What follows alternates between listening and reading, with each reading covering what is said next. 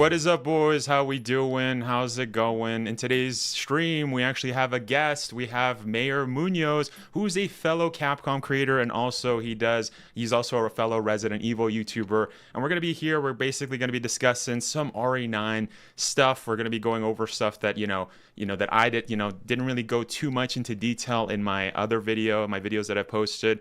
But yeah, super excited for today's stream. This is actually the first time we've ever collabed, but yeah, let me bring in Mayor so everybody can see. How's it going, man? How's it going? Yo, what up? What up? Yo, What up? yeah. So I did man, it's been a long time coming, right? We first spoke like what was it, like maybe three months, I don't know, 3 months ago, something like at the start of the year, I think, something like that, right? But yeah, I've been really enjoying. Yeah. If you guys don't know, Mayor does a lot of challenges, which is something that I've been, I've always done challenges on streams, but I've always wanted to kind of dip my toes into it. And so, seeing another YouTuber doing that, Resident Evil, there's not that many.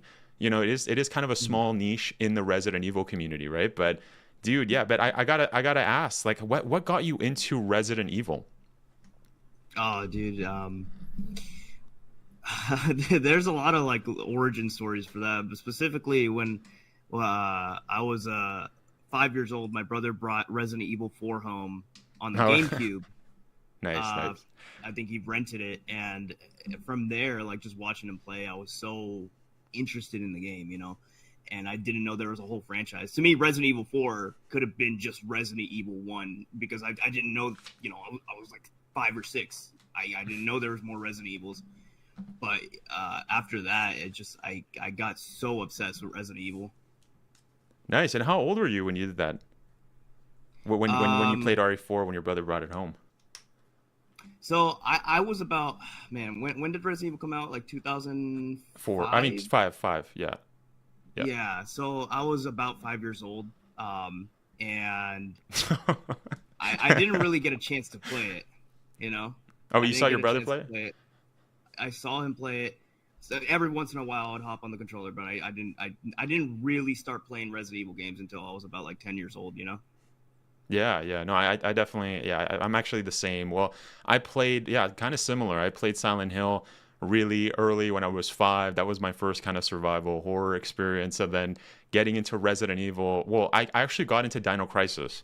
So that was more of an acceptable game to Mhm. play as like it's kind of like an entry way to Resident Evil, right? Same devs and stuff. But yeah, then I think I didn't really, I played other Resident Evils. I played RE1, RE0, but I don't think I beat Resident Evil until I was like maybe 10 or 12. Just because I don't know, as a Yeah, kid, like they're hard, right? So with like the puzzles and stuff, yeah. I don't know what the frick I was doing, but I don't know. I, I'm assuming it's I, around that time.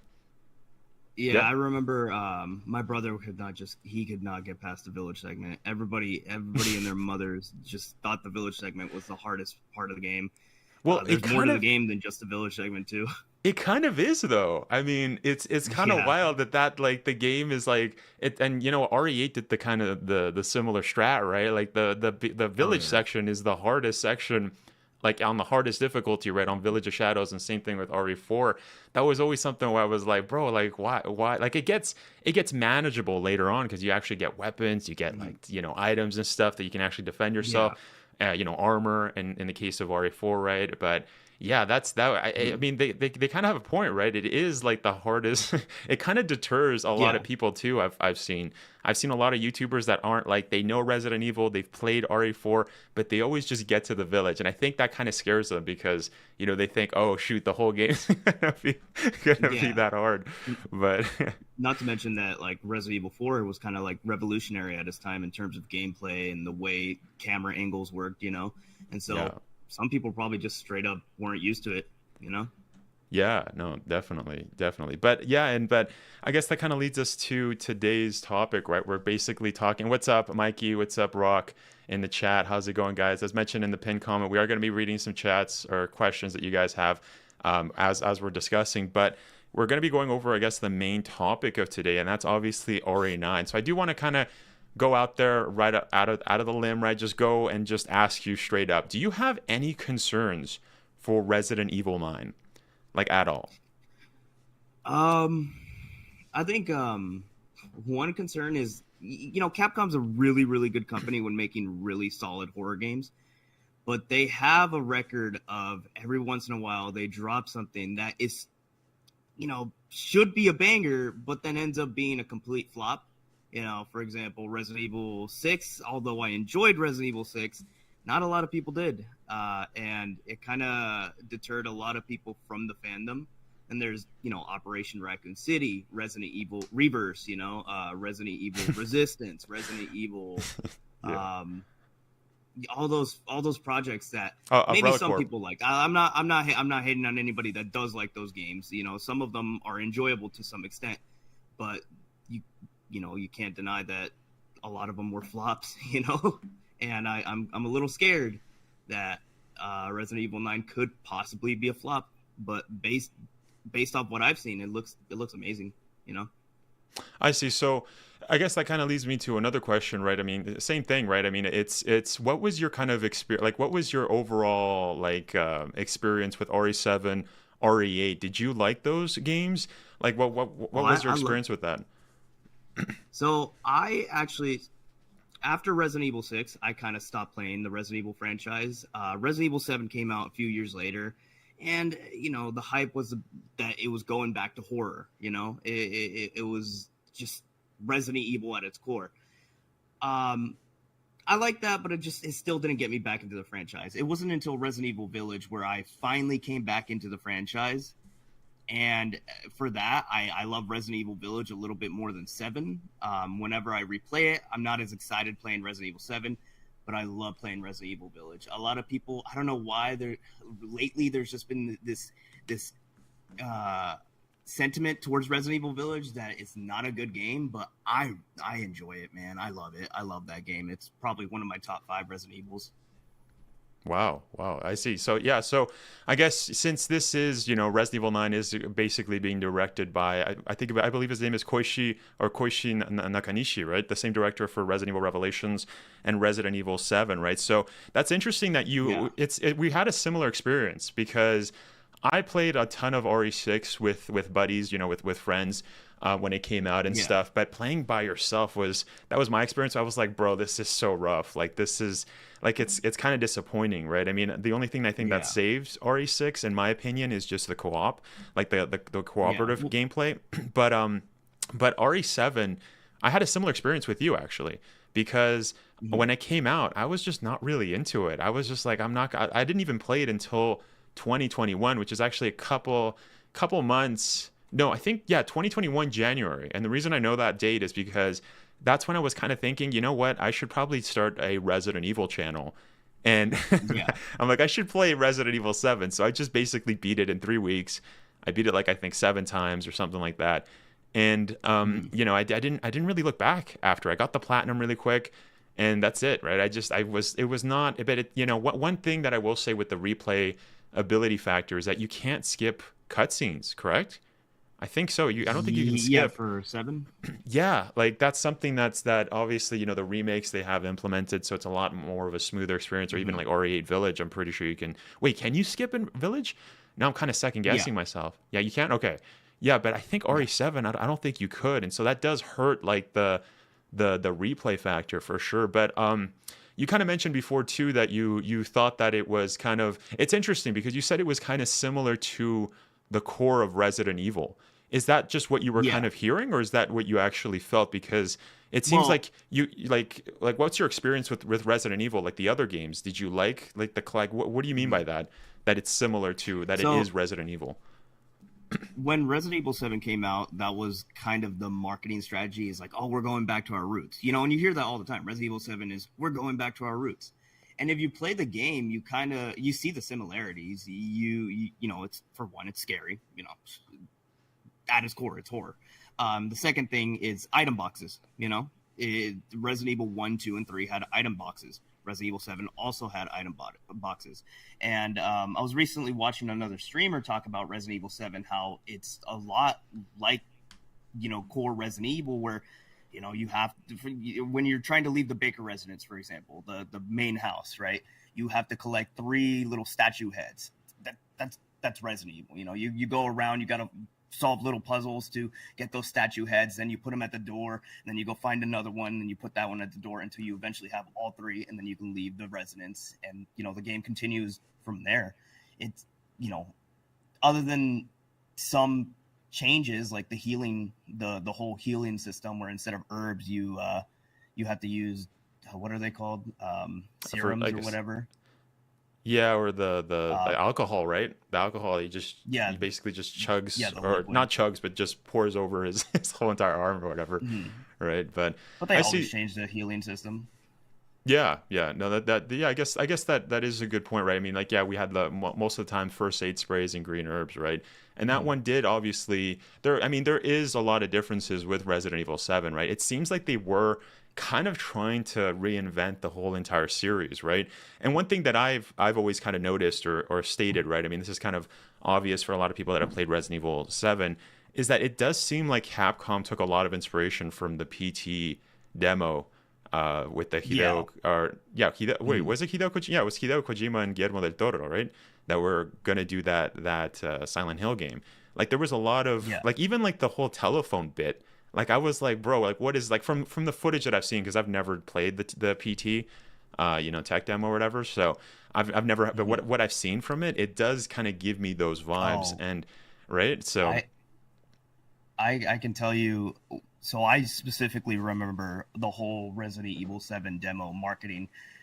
Everybody was just, the whole internet got together to just try to solve these little Easter eggs, and they would release an update every once in a while to add a new feature into the demo and develop the demo over the course of time right before Resident Evil 7 dropped.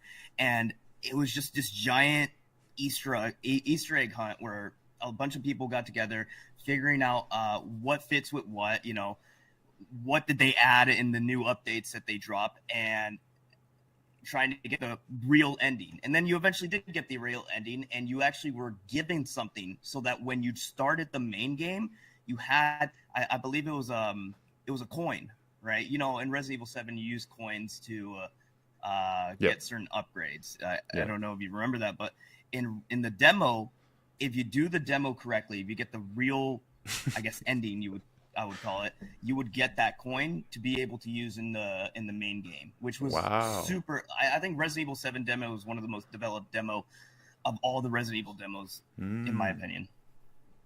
I see. And it felt like a different game too. It felt like a completely different game. Like, when you actually compare the demo to the full release, it just feels like its own, thing. I see. So that kind of does add to the point that it seems like a lot of changes were going on with Resident Evil 7, which is kind of similar to what we know about Resident Evil 9, right? I mean, one of my, I'm just seeing some comments really quick. Oh boy, more RE7 slander. Lord Blackheart says Capcom claims that RE7 was in production before PT was worked on. I'm sure it was, but it seems like they did get a lot of inspiration from what PT was doing for sure. But that's very interesting. Yeah, I don't think I ever played the demo of Resident Evil 7. Now that I think about it, one of the things that I actually did not like about Resident Evil 7, and there's a lot, because I don't know if you know this, but I know a lot of my viewers know that I'm not a fan of RE7.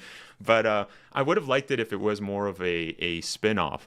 But one thing that I didn't like is that they played too much into the horror aspect of it, and almost to the point where it almost felt a little bit supernatural.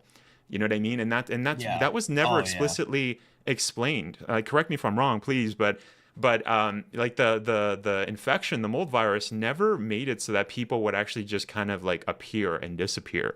You know what I mean? Because that would happen a lot. Like, even from the very beginning of Resident Evil 7, right? You would see kind of Jack, just kind of just disappear into the woods as you're walking into the RE7 mansion, right?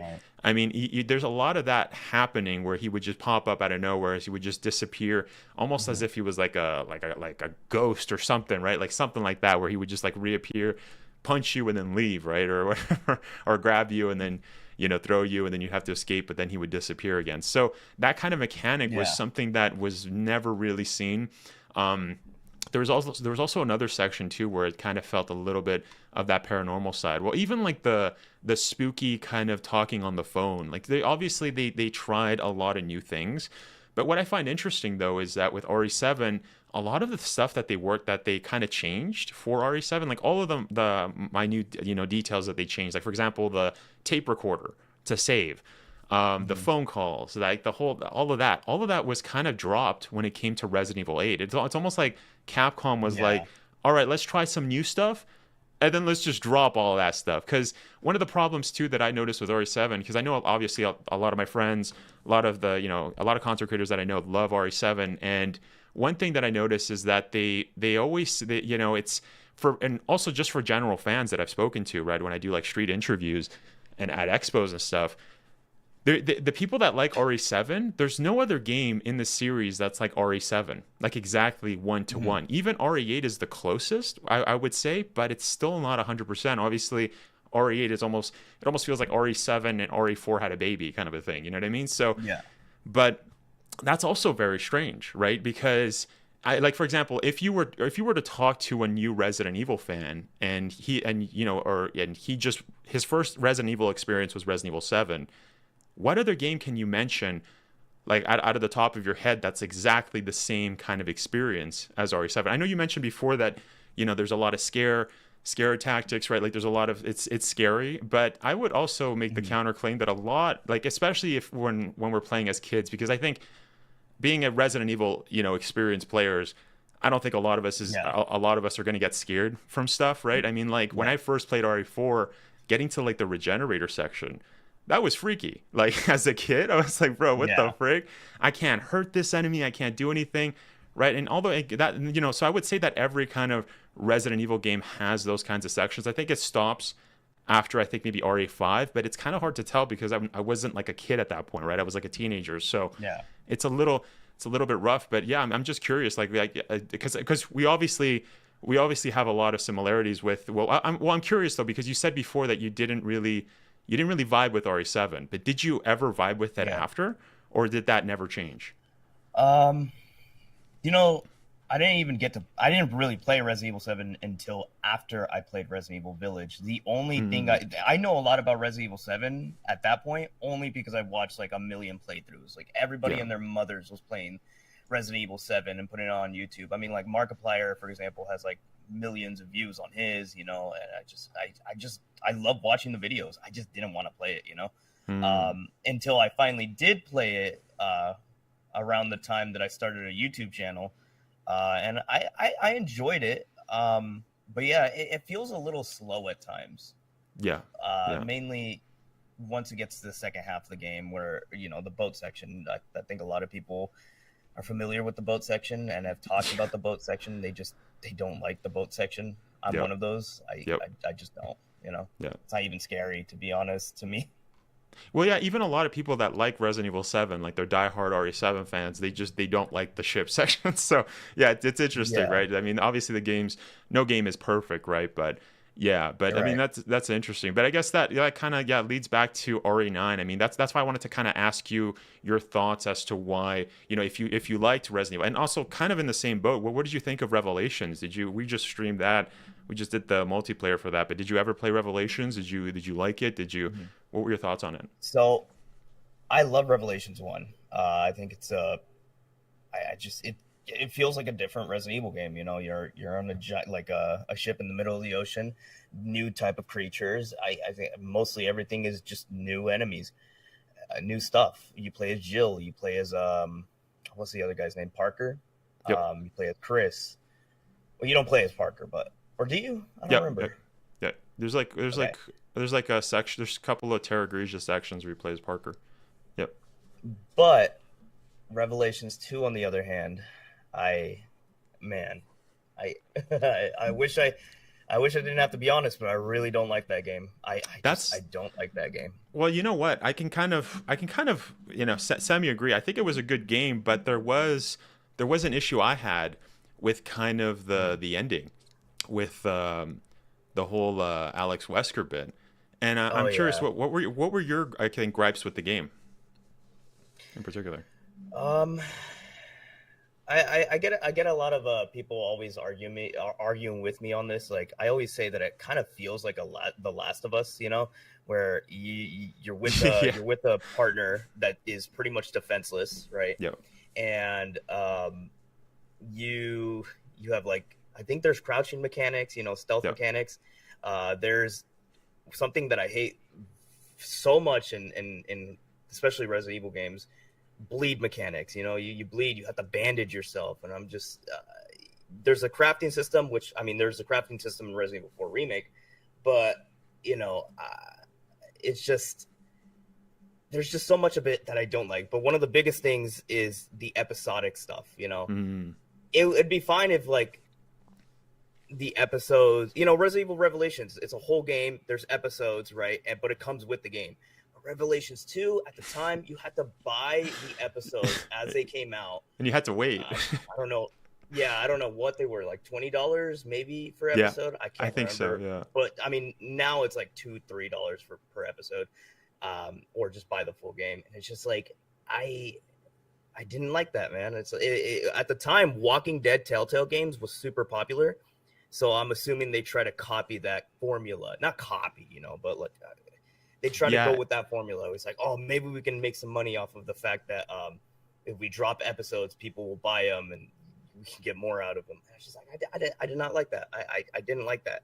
Again, now it's cheap as hell. It's very cheap. You can just buy every episode for like $20 altogether as a bundle or something. But I have so many gripes with that game.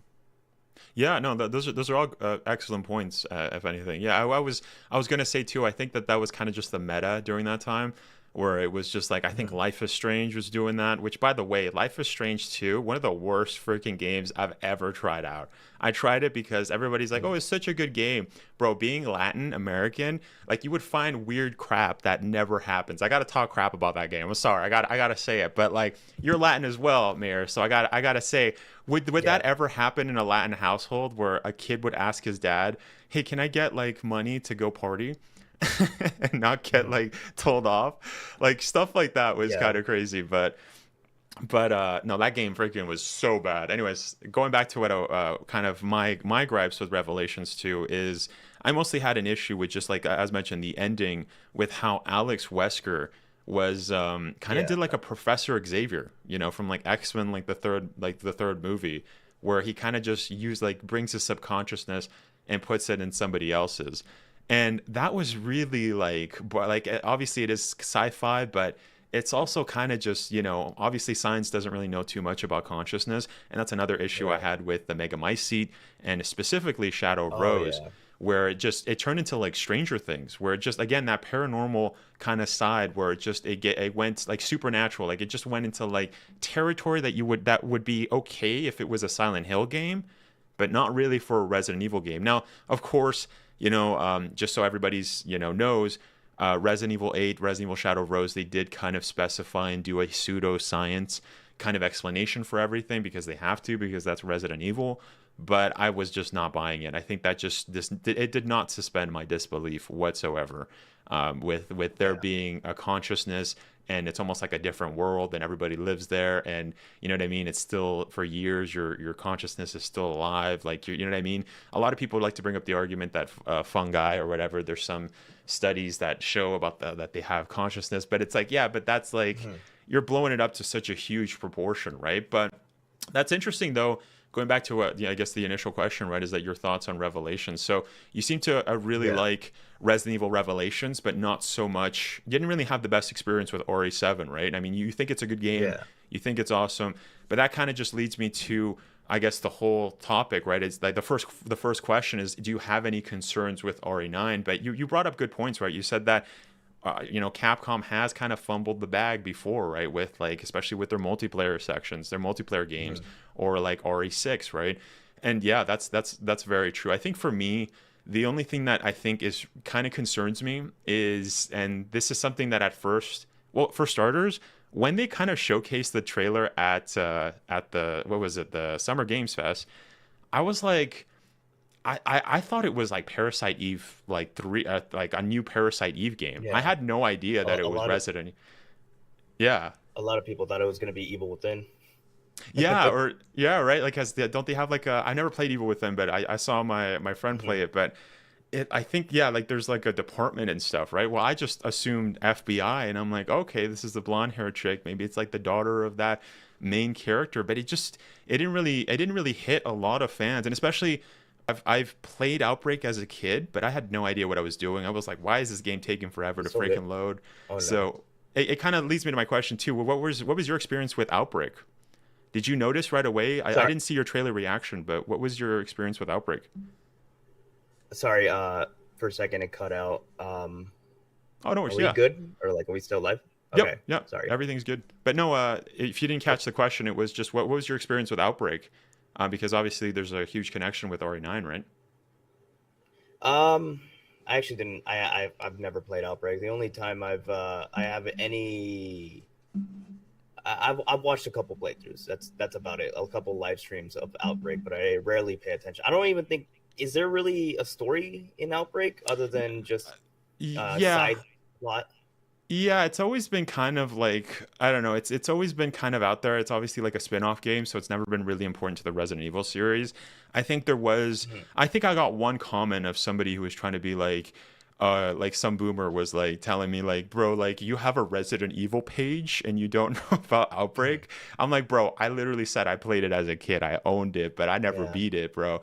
But it's funny because. I like that. I don't know what that guy was smoking. He was like, I was like, Yeah. Page? What is this? Facebook? Wake up, Grandpa! It's YouTube. What are you talking about?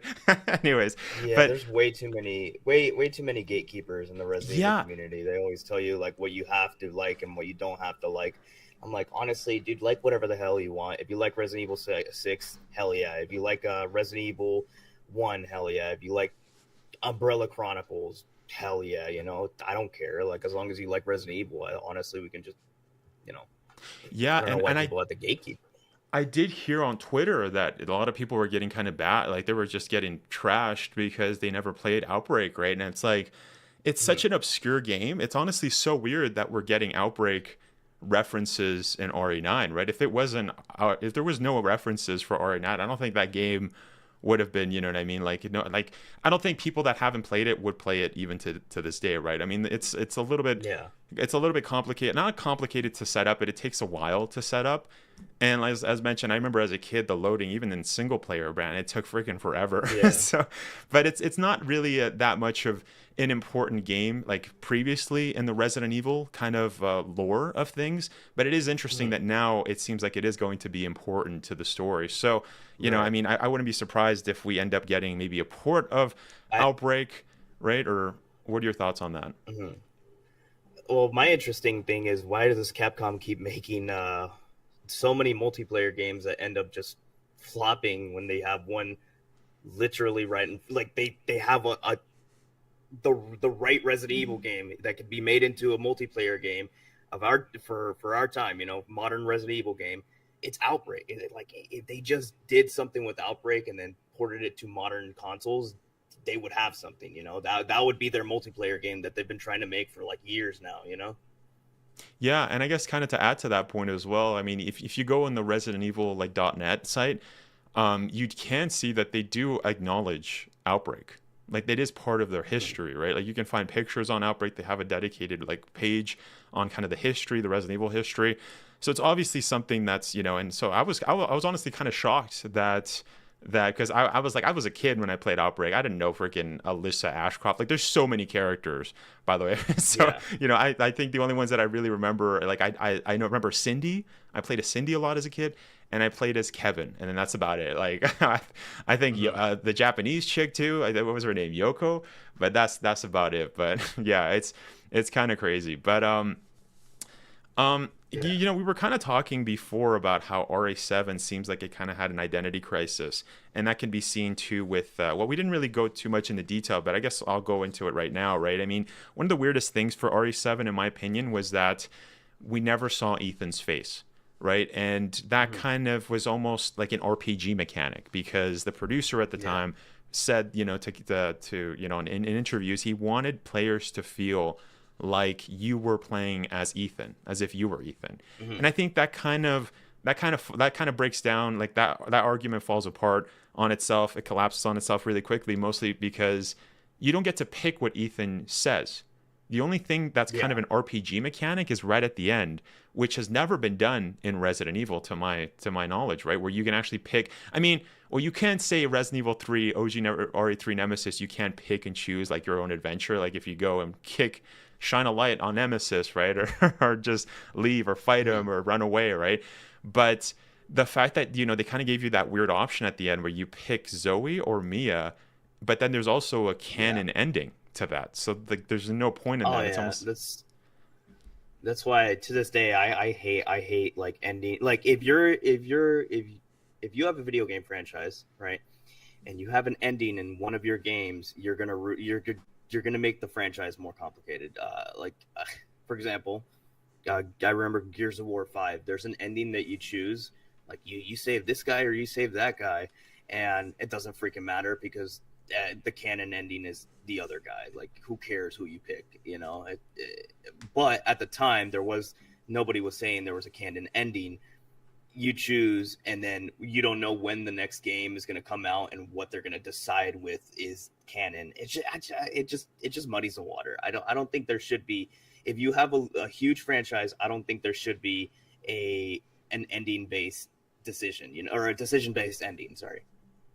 Yeah, I mean, and one could also say that the counter argument and say that Resident Evil 1 also suffered from this, but not from the same the same exact way, right? I mean, like I said, RE7 I think was the first one to kind of let you choose an ending, which was really strange. I did not like that, where you got to choose. While RE1, right? I mean, they had multiple endings, right? I mean, also RE3 and Nemesis had multiple endings. I mean, even you know, you could do scenarios in RE2, right? But RE1 had a really weird inconsistency where you can't save everybody in that game, but everybody is supposed to survive. And by everybody, I'm of course referring to Jill, Chris, Rebecca, and Barry. Right, there's no ending, and even in the remake, there's no ending where you can save Rebecca and Barry. One of them has to die, where you never encounter, like you never see them, right? So that was always a huge problem. And like you said, I think that was a very good point. You said it muddies the water, and I think, you know, Resident Evil, the canon in Resident Evil is very it's really complicated. I mean, I've had a lot of people that are like, oh no, that game's not canon. That's not canon. No, that's not canon. And it's like, it's not like, it's not 100% not canon, right? Like even with like the remake timelines and the OG timelines, right? I mean, there's a lot of stuff that's kind of like mixed, where it's kind of works for both, right? And it's super complicated, and I don't know, but what are your thoughts on the complicated lore when it comes to canon and non-canon? I might be wrong on this. Like, I hope somebody could actually quote me on this, but or quote the actual fact to me. But didn't Capcom say that they the canon is up to interpretation? Like, okay, remakes, Resident Evil 4 and Resident Evil 4 remake, right? There's a lot of differences in the actual story, right? But we know this. We know for a fact Leon went to Spain. He saved the president's daughter. They escaped. Those are the concrete facts. The details in between is up to interpretation, right? Like, how did Leon do? What did Leon do? Who did Leon lose? You know, Luis died. It was a Resident Evil 4 OG Luis where it was just like, you know, he gets stabbed in the back by Sadler, or was it Resident Evil 4 remake Luis where he gets stabbed in the back by Krauser? You know, the details that I feel like didn't Capcom say something about like the details are up for you to interpret, right? And I remember talking about a video, or I had a video where I talked about the Resident Evil 9 trailer, and somebody was talking about how, you know, the different canons, like they're like, oh, Capcom considers the remakes the true canon. I'm like, do they though? Like, I don't think they do. And he's oh, like, but it's obvious. But it's obvious. I'm like, to you? It's not obvious. Is it obvious to you? I don't think it's obvious at all. You know? Yeah, I don't think that guy knew what he was talking about, because that's not like a quick glance. And I told him exactly what I'm telling you right now is like, it's up to like the details are up to interpretation by the player, because if you remember, the Raccoon City storyline has been told 3 different times, you know, with Resident Evil 2 and 3 OG, right? With Umbrella Chronicles, and then with the remakes. 3 times, at least as far as I know. I don't know how many. Operation right? Raccoon City. Sorry, not also. Operation Raccoon City. Right. Umbrella Chronicles. No, you said Umbrella Dark Umbrella, but I'm just saying Operation, right? Also had like a non-canon ending in Raccoon City, right? And during RE2 and RE3's story, but yeah, I mean, and also you have, like, I guess I wouldn't say Outbreak is different, but Outbreak, it just tells a different story about that. But but it is complicated. Yeah, the point is, like, I can't remember if it was Dark Side Chronicles or Umbrella Chronicle. I think it was Dark Side. Where they did the Raccoon City storyline. But Dark Side Chronicles is like, oh, did Claire and Leon work together, like never left each other's side during the entire Raccoon City, or was it more like remake Resident Evil 2 where they were separated, or was it more like OG where sometimes they met up during the story and actually like helped each other out, or at the end of, I think at the end of Resident Evil 2, Claire is like, Leon, go get Sherry. I'm going to go do something, fight her dad or whatever. Which in the remake, he doesn't do that.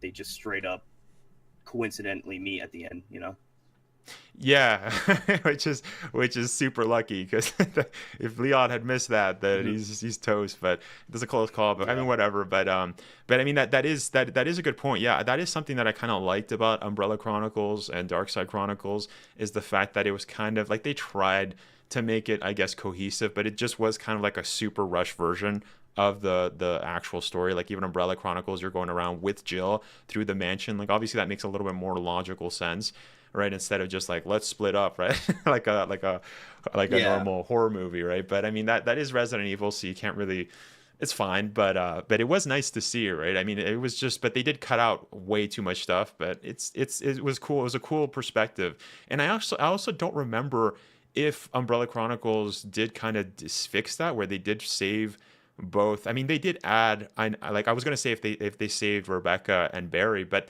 it was nice that they added like the whole Wesker lore, right? Like they actually showed you Wesker's escape of the mansion, or Darkseid actually brought in Operation Javier, right? Which is super important, right? I mean, it's cool. I should say it's more cool, but it's not too important to the story. But it does show like the Wesker and Krauser connection, which is interesting that the remake never really. They kind of just like took that out, right? Where I thought that was a little bit. So I always liked that about Wesker, that he kind of had all of the. He was basically paying off all of the players, right? He knew Krauser, he knew Eder, right? I mean, it's cool that he knew that they were kind of infiltrating the Los Iluminados, right? But it's interesting. But I guess going back to the only reason I kind of wanted to mention that is because RE7, it seems, had like a bit of an they kind of changed up a lot of the game, right? I mean, you brought up the point where I never played the demo of RE7, but you said like the demo was very different from the final product. And the only reason I wanted to bring that up is because it's similar to what seems to be happening with Resident Evil 9, right? I mean, I'm assuming you saw the creator message, right, with the dev, where they were kind of talking about how they showcased all of this multiplayer stuff that, you know what I mean, was officially rumored a long time ago. Now, I have had comments that have kind of said that Dusk did call this a long time ago. That's actually, Dusk has a habit of stealing other people's leaks, by the way. He has done this in the past. I was actually speaking with Resident Evil Wiki, who I think is the same person that's in charge of the Resident Evil Wiki site. And they basically said that he's done this in the past before as well. Now, I haven't like checked this 100%, because honestly, I mean, it wouldn't be surprising with this guy. But what I've seen though, with certain, I don't remember the exact rumor, but I remember one rumor he was kind of ripping somebody else off. But what my understanding though is that rumor of Resident Evil Outrage did come from the Capcom leak, and then there was I think it was 4chan. 4chan had somebody that basically said that the Resident Evil Revelations 3 or whatever, or Resident Evil Outrage was kind of a multiplayer game for Resident Evil.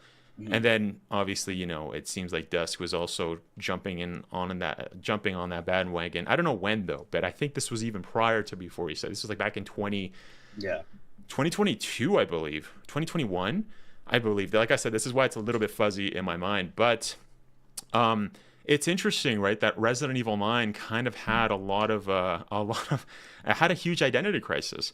I mean, this is kind of seen with Capcom Next as well, right? Last year, the Resident Evil 9 director did state that he's like, it was kind of hard to find out what to do after RE7, but I think we found it, and I think it's substantial, right? Somewhere, I'm paraphrasing, but I'm pretty sure that's roughly around what he said. But I guess what's your thoughts on Capcom kind of doing that, like really trying their best to kind of? It's interesting too that he said to follow up RE7 story and not really RE8. I always thought that was very suspicious when he said that, because I was like, well, maybe it's because he's the RE7 director. But it seems like I've also theorized in some of my videos that, maybe we'll get a DLC that kind of talks about the ending of RE8, since RE8 had that whole let's go to BSAA Europe branch. But I guess what are your thoughts on them kind of going back and forth, right, with this whole thing? Oh, thank you so much. Serving Zombies super chatted $2. Your honesty about these fake leaks is awesome. Yeah, thank you so much for the super chat, Serving Zombies. And yeah, thank you. I have had a lot of people that have been kind of pissed off with me, but these are more just kind of Dusk's cult following on the whole leak thing. But I also want to ask you about that later on too. But yeah, going back to what I was saying, yeah, what's your thoughts on them having kind of a really hard time coming up with a story for RE9? I think they really, honestly, like, they care. Capcom cares. I've played different games and different franchises where the company just stops caring, Yeah. And to put an example to that, like Call of Duty, I keep playing that dumb game, and they release all these like microtransactions and all these things, and they don't actually fix the core issues within the game that the community cries about. And then the next update, they always drop the dumbest update for the thing nobody asked about, and or a new game. They care about money. Yeah, or a new game. Or the a same new problems. game. Yeah, I'm like, we don't want a new game. We want a better game. It's just. Capcom cares, right? Yeah. And I think you can see that in their games, in their projects, because they could have just taken Resident Evil 6 and they could have kept going that way. Yeah. People were pissed. A vast majority of people were pissed. And they're like, there's a section in Resident Evil 6 where you're literally running on a highway with like Leon and Helena, and like everything's exploding in the background. It just looks like a Michael Bay film. In China, yeah. Yeah, and it's just like, it's crazy. Like, where is the horror? Like, I don't think I was scared once playing Resident Evil 6, other than like, I don't think I was scared once playing Resident Evil 6. So the fact that I think Capcom listened after Resident Evil 6 is a huge like character improvement for them. They're like, oh, okay, so people do want to go back to the horror roots, right? And they did, and that was a success. And Resident Evil Village, they kind of had a problem with, like, it was scary. There were certain areas that were terrifying, right? But I think they understand now that they want to go the horror route. They don't want to add too much action. Now, in the actual Resident Evil 9 trailer, they said we didn't want to add Leon in it because he wouldn't get scared of it. He wouldn't get scared, right? He wouldn't get scared of a bucket falling over, I think, if that's what they said. And that's true. In Resident Evil Village, you play as Ethan, and every now and then you're creeped out and scared, and then you play as Chris, and you're just running around like it is Call of Duty. You're calling in airstrikes, and you're punching werewolves, and it's just like Boulder you just punching. feel like a badass, honestly, because it's Chris. It's Chris. Yeah. He's a badass. Yeah. And then I think with Resident Evil 9, they're probably going to do the same thing. They're going to make you, because they did say that, like, Grace is the main character. She's terrified of literally everything.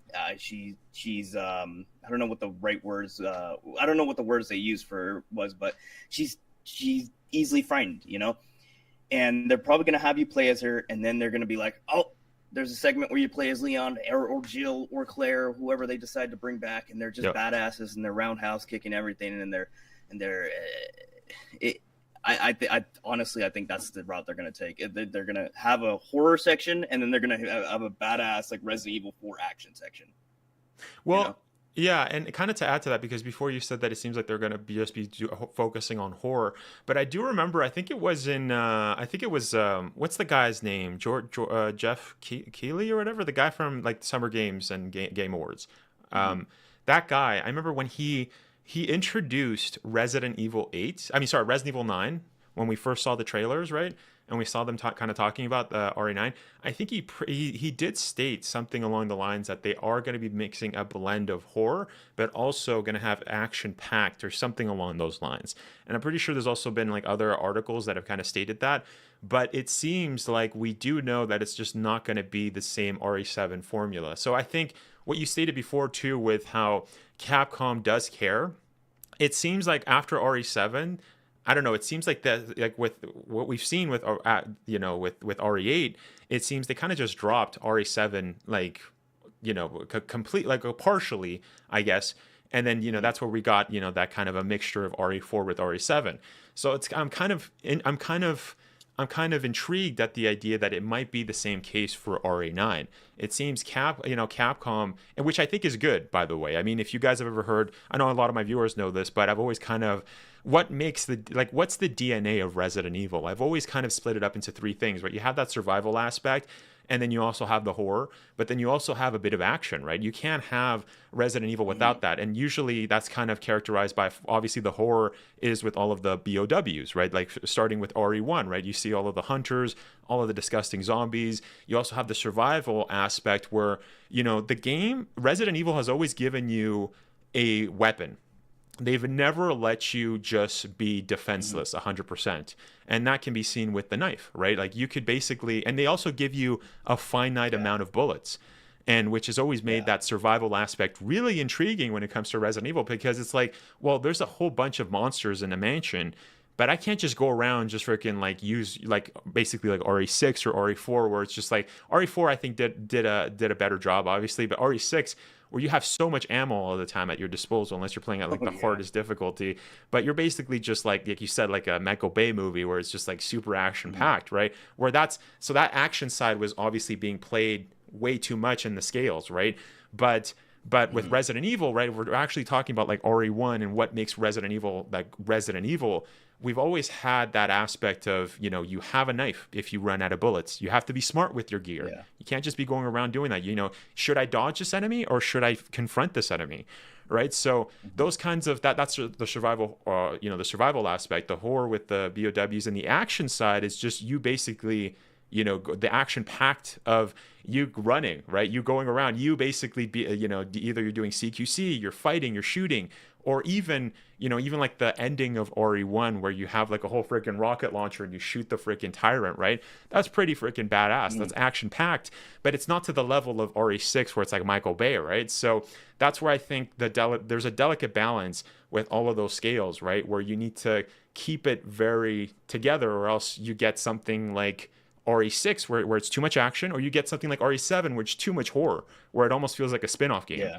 So that's what I mean, right? But I think, as you stated, I think Capcom really cares. And so what we've seen with RE8 is that they did still play, the action side was kind of still up there just because of the RE4 side, but I think they're kind of readjusting and keeping still the action, but also, the survival and the action, horror, and survival aspect, right? But I can't wait till like people quote me and they're like, oh, Capcom really cares, and then they drop Reverse 2.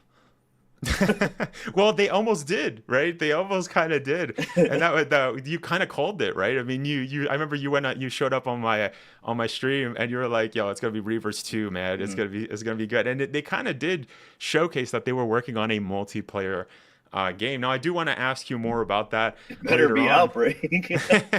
yeah, I do. I definitely want to ask you more about that. But the other thing too is that you mentioned how I've also seen some. I don't remember who said this, but there was that kind of. A lot of people were kind of talking about how RE9's director did say that we weren't going to be able, like they weren't going to make Leon the main character. So that kind of takes the leak out of, it throws it out the window, right? That Dust guy was completely wrong about that. He's not the main character. And even if, he is a character, like for example, if he does show up you know, who cares? Like, if he does show up later in the game, that still doesn't make the leak correct, or the leaker in this instance, because, you know, this is the counter argument that I was kind of talking to some of my viewers that were really Dusk kind of defenders, where they were kind of trying to say that no Resident Evil game has ever had just one main character, but if we're looking at most of the Resident Evil games, there always is a main character, right? I mean, even if we go all the way back to RE1,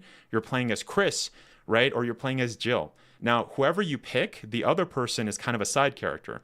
Even if we go to the last game that we had with RE8, right? I mean, no one's going to say that Chris is the main character for Resident Evil 8, even though there was a section in Resident Evil 8, right? RE7, the main character is Ethan Winters. But you also have a section with Mia, or you have all the DLCs. But I'm not talking about DLCs. I'm actually talking about the game, right? So, as you mentioned, right, it could be that maybe part of the game you do play as Leon, or maybe you see Leon, or you see another legacy character, right? Maybe it's Jill, maybe it's Claire, like you said, maybe it's Barry, maybe it's all of them, right? That was something that I even suggested because of just the wording that the RE9 director was kind of stating in the creative, the dev message or whatever video, right? So. It is interesting that we might get that. That's always a possibility, and I guess that's kind of the title of this live stream. Who would you want to see, right, as a legacy character return? Because obviously it could be anyone, right? We don't have 100% that it could be Leon, it could be anyone else, right? Who would you want to see if it was up to you? Steve Burnside. I'm just kidding. I think honestly. Sorry, it's Claire. City, you know, like sorry. It's Raccoon City, so like I want to see all four of them. You know, Leon, Chris wasn't in Raccoon City other than, you know, before after the mansion. You know, Claire, Jill, Carlos, and Leon. Those are the big four. I guess Eda. I didn't even mention this. If there's gonna be Leon, there's gonna be Eda. When has there ever not been Eda with a Leon storyline? You know, just with the CGI movie, right? I mean, Vendetta. Yeah, besides the CGI. Yeah, that's about it. But no, you're right. Yeah. Most of the games, they do have them together. So if they are right, if Leon does end up being in the game, then you can expect Eda to be in the game, which kind of feels like, you know, we just had a big DLC about her, right? And honestly, that DLC, one of the best DLCs in my opinion of the Resident Evil franchise. I love that DLC. Yeah. So yeah, to put her in the story as well, along with Alyssa Ashcroft, and you know, if that were this is all hypothetical, you know. But yeah, I think I want to see between the four of them. I think Jill. Yeah, between the four of them, Jill is probably, because she just had the Resident Evil remake. Redesign of her character. We don't know what she's going to look like in Resident Evil 5 if they do remake that game. So I'm assuming if we're going to get a character, it's probably going to be a remake character. It has to be Jill, man. It has to be Jill. Like, it's got to be Jill, you know? Yeah. But if they don't choose Jill, then I don't know what they have against her. Like, I don't know what they have against her, man. She's literally one of the best female protagonists in the entire franchise, other than Ada. But Ada is, I don't really know what type of. She's not necessarily a hero, but she's not necessarily bad. I think an anti-hero. Right? Yeah. I think that's what it's called. Yeah. even though she's got questionable motives, right? Yeah, the things she does it's really bad. But yeah, to answer your question, Jill, you know. Jill is the one that I want to see the most. Yeah, that's a good point that you brought up, right? That, you know, obviously since it's a Raccoon City, there's so many characters that you can bring back, right? I mean, this is somebody in my comments tried to argue that it has to be Leon. It has to be. And it's like, why? Why does it have to be Leon? I mean, well, and then the person responded and they tried to make the argument that, well, Leon, you know, he had a lot of survivor's guilt. And so, you know what I mean? It'd be great to see an RE9 and stuff. And I'm like, okay, but we don't even know when RE9, this was before, right? Now we know that it's roughly going to be around maybe 2028, right? Leon doesn't have survivor's guilt for that long, right? I mean, we've kind of seen him in movies, like in 2014 with Vendetta. I mean, he had different, I guess, guilt because he lost all of his men. You know, we saw him in RE6. He was completely fine, right? I mean, it was kind of a weird situation, Tall Oaks, and very similar to Raccoon City, but he didn't deal with it in the same manner. I think the latest time we've seen kind of Leon talk about Raccoon City in kind of like a very kind of depressed way, or how it impacted him, was in Resident Evil Infinite Darkness, which takes place in 2006 in the timeline, right? So that's about it. And like, we don't see him later on doing that. So, but that argument that it has to be Leon doesn't really work. As mentioned, there's so many other characters that were in Raccoon City at the time, right? I mean, we know that Barry worked there, Jill, where all the stars worked there, right? So the remaining stars, you know, Chris, even you said, right? That was a good point. You said, oh, even though we've never seen Chris in stars, we know he's worked in stars, right? Even though we know he's worked in R.P.D, right? And he's been there. So this idea of also kind of returning to Raccoon City is a very interesting one. And it kind of leads me to believe, with what RE9's director kind of said, that we might be getting a mention, at least, of maybe all the characters, or maybe a lot of the characters might be returning. But Carlos would be very interesting to see. Or also your point on Eder as well. You mentioned how Eder, that would be cool if we saw her again. And you know what? There is kind of a little bit of evidence that can kind of support that idea, because if we do remember, Eder was supposed to be in Resident Evil 8, right? And it's been years. Yeah. It's been years since we've seen Eder. Like, technically, like in the world of Resident Evil, I think it's been. Let me think. I think it's been 2011 or 2012. Sorry. We saw Resident Evil 6. Resident Evil 6 is 2013, right? That's the last time we saw Eder in the timeline, if I'm not mistaken, right? So it's been a long time. I think, actually, now that I'm thinking about it, one of my viewers actually brought this up, and I'm sorry that I don't remember the comment, because I get a lot of comments, but this was like, I think last year they commented that. But it's a very good point.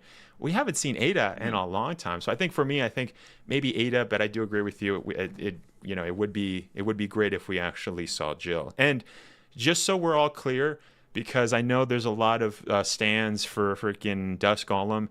You got to remember, I did do that video recently, and I've been discussing it recently, because if we do hypothetically get Jill as a side, mission or whatever, kind of like RE8, you got to remember that wouldn't mean that Dusk is correct, because Dusk even forgot that he made this kind of a leak back in 2021 that he said that Jill was going to be the main protagonist. And recently, in 2025, right at the beginning of the year, he basically said, I don't know where all those leaks are coming from. Like, who suggested that it was going to be? And one of his followers kind of called him out on it. so it's like, you're the one that brought it up, man. You're the one. That's why we're getting all of this. And that kind of leads me to my next question, right? I mean, what are your thoughts on Resident Evil leaks? Because I know we're getting a lot of newer fans to the community. We're getting a lot of weekend fans, so fans that like aren't really too tuned in with a lot of the stuff. But what are your thoughts on Resident Evil as somebody who's been playing it for a very long time when it comes to leaks and their truth in them? So I want you to picture this. I'm streaming, and I'm doing a stupid challenge like Resident Evil hit lists or whatever. And then somebody comes in and he's like, "Oh, yeah, Mayor, dude, how do you feel about Jill being the main character of Resident Evil 9?" And then I just look over to the comment. I'm like, "Who told you that? Like, who told you that? Was it Capcom employee?" And they're like, "Oh, it's from Twitter, and it's Dusk Golem." And I'm just like, or something like that, right? This is a hypothetical.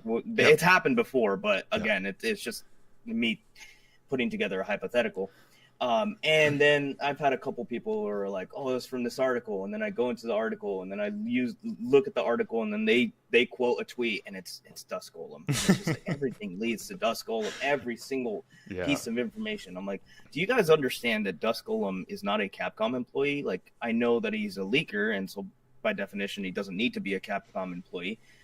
But at the same time, like, you've been around the internet long enough to know that all it takes is one person to be right about one little thing for everybody to believe in him, like to have this credibility in him. We already know that the main character is going to be a female, right? Or in Resident Evil 9. So what if before the trailers, I'm like, I'm calling it here, guys. Resident Evil 9, main character is going to be a female. and then they watch the trailer and like, oh my God, Mayor was right. I'm gonna believe him about every single thing he says. He's gonna be.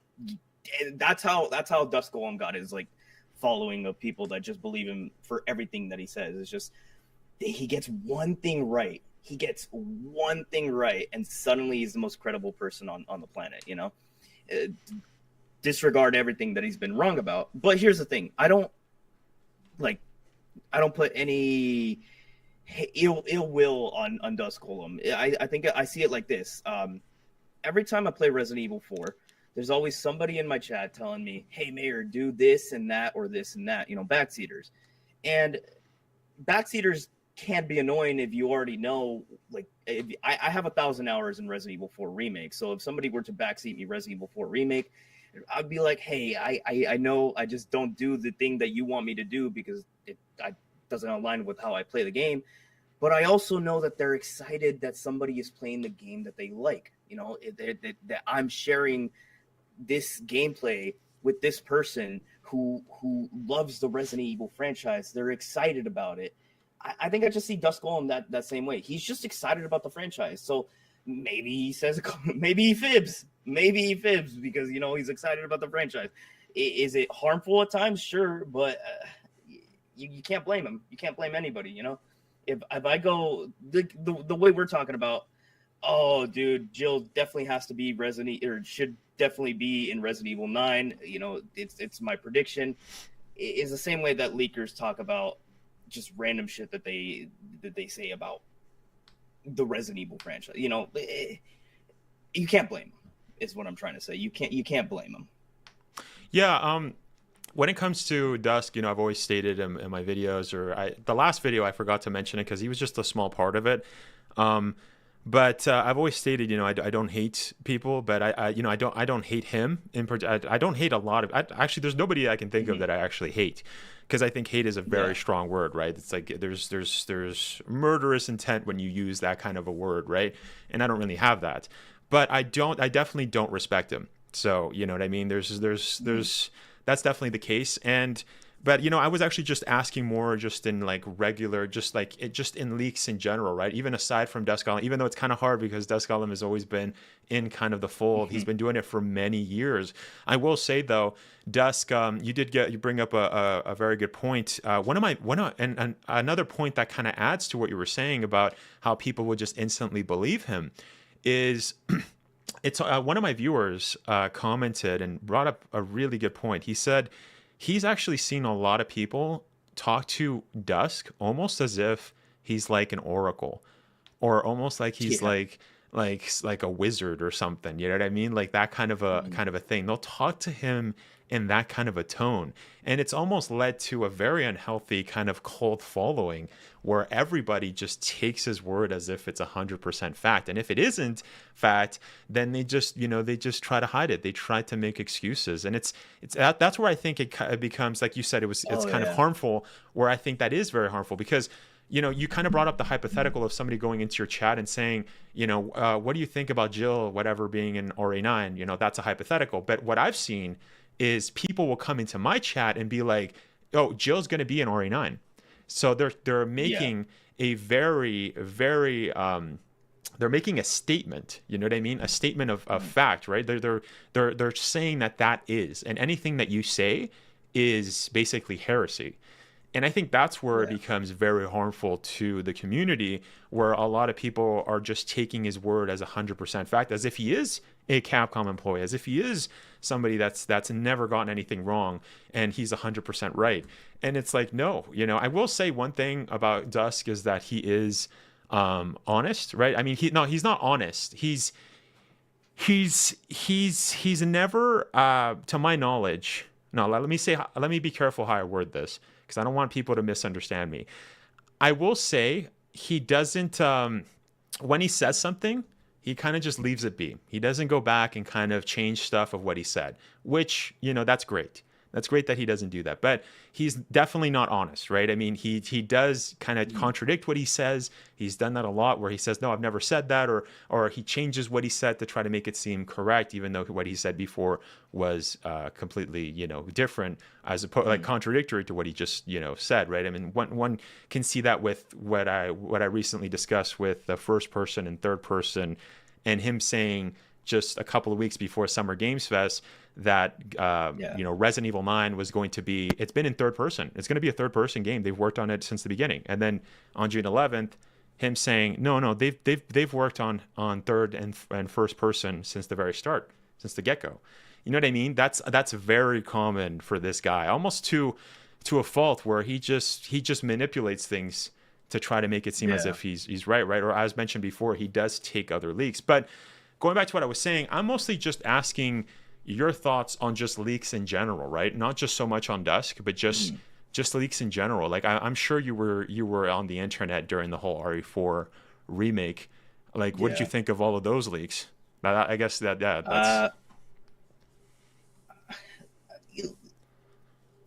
I'm one of those guys that just waits for the game to drop before I get my before I set my mind, like I have a really, really hard time of believing anything on the internet, just in general, anything in media.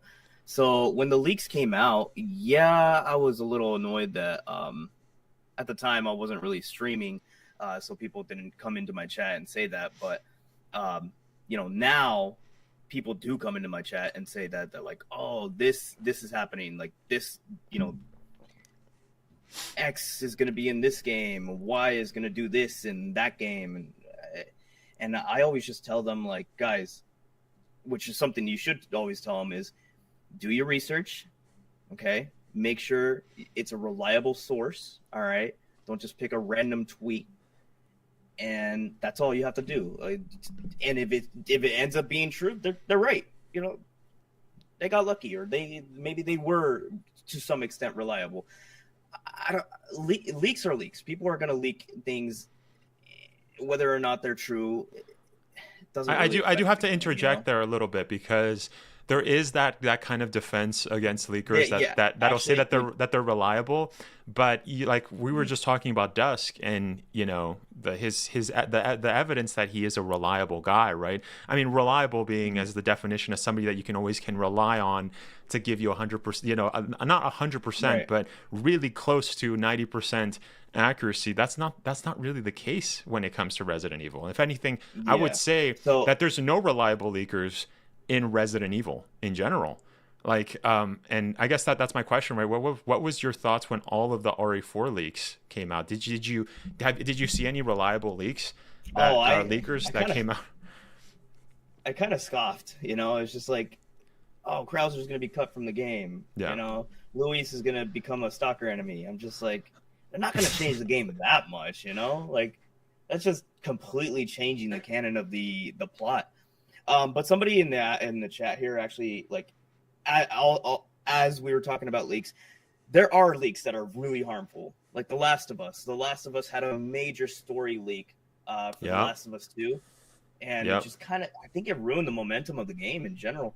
And then somebody brings up the GTA leaks. Oh man, those are crazy. Oh, There are harmful leaks. That's true.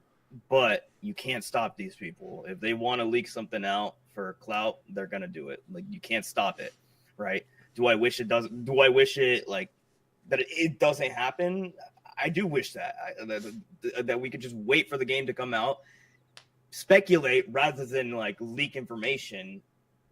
That would be much better, but we don't live in a perfect world, Yeah, that's a good point with the GTA 6, right? There comes, I did have a conversation with one of my viewers who obviously does like to speculate on leaks, and we did have a conversation where he was saying, well, it's fine if it's just you're speculating, you're theorizing, but that's not really what's going on, right? With a lot of and I do have to call out a lot of Resident Evil YouTubers. I'm not gonna, there's a lot of really dumb Resident Evil YouTubers out there. I've called a lot of them out on their nonsense, where a lot of them will steal, people's thumbnails, their content flat out, and other stuff. Mm-hmm. And a lot of these guys, they love to promote leaks as if it's 100% factual as well. And that's where things get very iffy, right? Because it's one thing, like theorizing is 100% correct. It's 100% fine where you can theorize, because there's the understanding when you're speculating or theorizing, same thing, is that it's not based on, it's not 100% fact, right? You know that this is just, you know, what I'm trying to come up with. You know, when people see my dissection videos, they kind of see that you know, that it's that none of what I'm saying is 100% fact. If anything, if it does turn out to be factual, then that's great, right? I've had a lot of my theories have turned out to be true, right? I've talked about, you know, how Ethan Winters was going to die in RE8. Talked about how the dog was not dead in RE4 remake, you know, where a lot of the community was like up in arms. They're like, why is the dog dead? They're changing everything and stuff like that during that time. And it's like, theorizing is 100% okay, because there's always that underlying understanding that it's not like that it could be wrong. But when you're coming out here and saying leaks are 100% true, then that's where the harmful side comes out, right? Because at that point, you're saying that this is 100% true. This is not a speculation. This is a fact, right? And so what you have is that you have a lot of YouTubers that will get a leak and they'll call it out as if it's a leak, even though in reality, a lot of the leaks that came out for RE4 Remake were just fake leaks. They were not leaks at all. I think the only leak that actually happened that was 100% true was the Wesker concept art.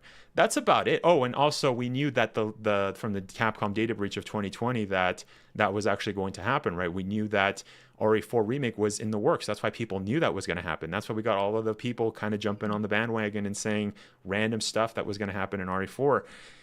But this idea that, you know what I mean, that they're it's almost like they're preaching that this is going to happen, right? And then they're speculating on how this could happen. I think that's where things can get very harmful to the community, because then you get people that come to my community or your chat and then they say things like, oh yeah, no, this place is in this place. This is what's going to happen. I know this is going to happen. Okay, well, who said? You know, like you were saying, right? Like who said that? Did you go to the Capcom, you know, department in Japan and did they show you this? You know what I mean? And it becomes a real problem, I think, because then you get a lot of people, and this is something that I discussed in my video, you get a lot of people that later on they get completely disappointed because all of their hype is up here. Oh, this is going to happen in Resident Evil 9. This is going to happen in Resident Evil 4 Remake. This is going to happen in whatever new Resident Evil game that's going to happen. Oh my gosh, oh my gosh, oh my gosh. And then when the game comes out, they're like, oh, this never happened. I was actually, you know, I'm stupid for believing these things. Even though I would say that people are not stupid for believing leaks, I think just people are just, you know, ignorant of the fact that there's a lot of fake leaks out there. You know, it's really a problem. And that's where the harm really comes in, right? It's fine to theorize, it's fine to come up with theories, but it's not okay to promote and foment that kind of behavior from people that obviously just want to get clout, as you stated, right? And you also stated something very interesting too with The Last of Us, right? You stated how The Last of Us 2 got leaked, and that was really damaging to the game because a lot of people were like, what the hell is going on? This has to be fake, or is this true? This is crazy. Obviously it ended up being true, right? And even with RE4 Remake, the same thing happened with that. I don't know if you remember, but TikTokers were playing the game, the whole entirety of the game, a week before the game came out. I don't know if you knew that. Like it was crazy. People were just seeing the game, and then they were saying, "Oh no, this happens." That they didn't really change much, or they changed a couple of things, but yeah. And I don't think it had that much of a damaging effect on RE4 Remake because it was a remake. But for games like The Last of Us 2, right? If that happened with RE8 or if that happened with RE9, that's very damaging, right? That's especially if something happens that people are not in agreement with. But before we continue, I do want to read out some chats, see what you think, right? See what people are saying. Mikey says, I hope Leon and Claire, Jill, and Chris come back. Yes, 100% agree. Rock, what's up? Hey, Project Wesker, Lord Viglar says, just gonna jump right into it. With the way they said Leon won't be in the game, you know he will be in the game. Well, I don't know. Of course, that is speculation, right? I mean, we don't know that he's going to be in the game. It would be interesting if we saw him, and like I said, it wouldn't be a crazy thought if we did see him. But it seems to be very clear that it would be very crazy if Capcom's, you know, if Capcom made him a second protagonist. I think that would be pretty crazy. What are your thoughts on that? Mayor? Honestly, it's predictable. Like, look at the way they bait and switched us during the Summer Games Fest. They gave us that Lady Dimitrescu over Resident Evil 2 typewriter, and everybody thought that it was going to be the next Resident Evil announced, and then they're like, "Oh, just wait a little bit," and everybody thought, "Oh, we're going to have to wait another showcase," and then at the end of the showcase, they're like, "Oh, Resident Evil 9," and I feel like it's the same way. They're talking about Leon like he's not going to be there. But it might just be a bait and switch, and they're like, we're just kidding. He's gonna be there, But they're probably not gonna reveal that. There's also similarities with Capcom. I mean, sorry, with Capcom and Marvel. You know how the new Marvel movies, they've always changed or made fake trailers. Like one example is like RE4 remake. You remember when they showed like that glimpse in the trailer of Ashley running in like the forest at the beginning of the game, and then that never happened. So that is an argument that kind of supports this idea, right? Of what Lord's saying, what Mayor's saying, right? There were, Capcom has done this in the past where they have kind of just showed stuff, but then changed it later, right? Same goes with one of my viewers told me a long time ago that RE8 as well, the first trailer, and I had to look it up. It seemed like the villagers were going to have a bigger role in Resident Evil 8 Village as well, but then obviously they just all they all die at the beginning. TJ says we read that. Capcom claims we read that. I hate crossplay. What's up? How's it going? Nicola Polito says Jill Valentine needs more than a cameo in a possible story DLC. What was the point of bringing back Jill just to relegate her to a story DLC when she needs to be in one of the lead roles? Okay, wait, let me read that back. Jill Valentine needs more than a cameo in a possible story DLC. What was the point of bringing back Jill just to relegate her? Okay, so there seems to be... Oh, I see. You're saying needs more than a cameo. I see. Okay, I get what you're saying. Okay, you're saying that Jill needs... she needs basically just not to be a story DLC. Yeah, that was something that I kind of suggested in my previous video, where I was like, if we do get Leon, if we do get any legacy characters, it would be cool if we got them in a DLC, right? What if we got a DLC of Chris actually going to the BSAA, but that's years, back, it goes back to 2021, right? I mean, similar to what happened in RE5 with Lost in Nightmares, right? Or other DLCs that ever occurred. But what are your thoughts on that, Jill? I mean, we kind of stated before, right, that Jill's a iconic character, right? She's one of the first characters in RE, so yeah. Edgewick says, "What's up, man?" It says, "I've never heard of you, Mayor Munoz." Yeah, make sure to go check out Mayor Munoz. I do have his channel in the title and also in the description, so make sure to go check him out. Yep. I actually just posted a new video too, if you guys want to go check that out. Yeah. That's awesome. Yeah, like I said, he does a lot of challenges. What's the challenge you did recently? What was the new video about?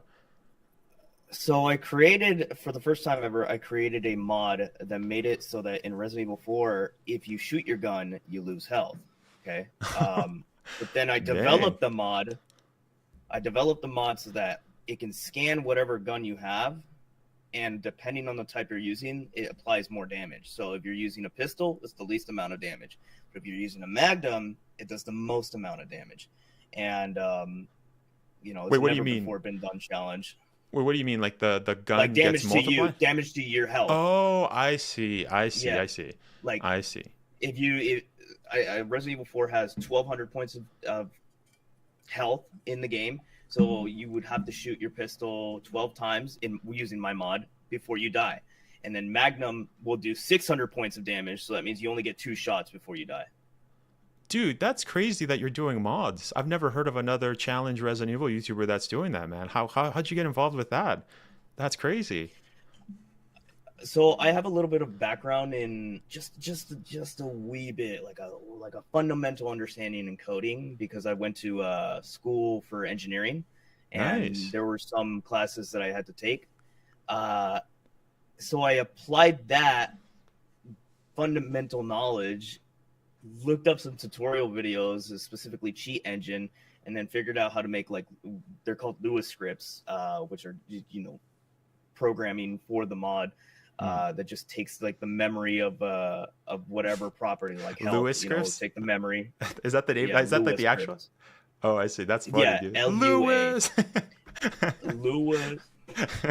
But yeah, That's- no, it just takes the memory of the game, like the health memory, for example, and then like if this happens, then this happens, like a condition, and it's not too complicated. It's actually as simple as it could possibly be, but there are some things that I really want to do that are just complex. Like, you ever seen the Resident Evil 4 World S mod? Like that's No. insane, man.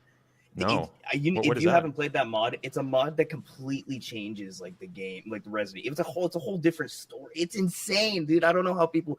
You've seen Resident Evil mods, right? Where it just I played the changes the Valkyrie. whole story. Like, yeah, like the Valkyrie mod, but it's way more than just like the Valkyrie mod.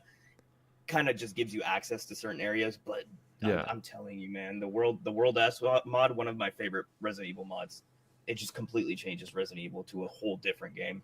Dang, yeah, I I'll just don't know have how to check people it do out. that. And I, you know what mod I've always wanted that nobody's incorporated? I actually just shot a video kind of talking. Well, there was a different video, but I mentioned it. But one of the mods that I've always wanted, because somebody was asking me what are the things that I miss about OGRA4, and that has to be the fact that you can shoot the merchant. Have you seen a mod that does that? I don't think I have seen a mod. I don't think there will be a mod for that, because then you would have to just design a death animation for the merchant, which I just feel like there flat out isn't a death animation. I feel like the thing about like modding these Resident Evil games is that they kind of have to already be in the game, like these things. So you have to reuse the code and reuse the assets in order for the mods to work. You can't just flat out, like, if you wanted to add Birkin from Resident Evil 2, you can't just flat out take his like programming and add it into Resident Evil 4. I see. 'Cause it's too Maybe that's different. possible. I'm gonna say that might be possible in the future. Anything's possible, but it's probably one of the it's bordering impossible.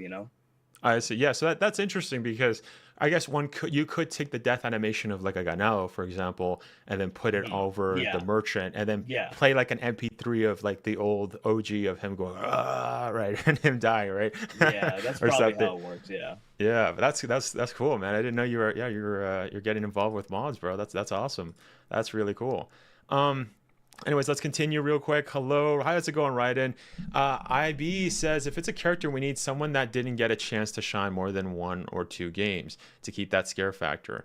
I see. But I mean, that was actually something that I didn't say before. I was going to talk about that, but I forgot. It's the fact that people, like the dev, RE9 dev, kind of stated that Leon is that he wouldn't get scared.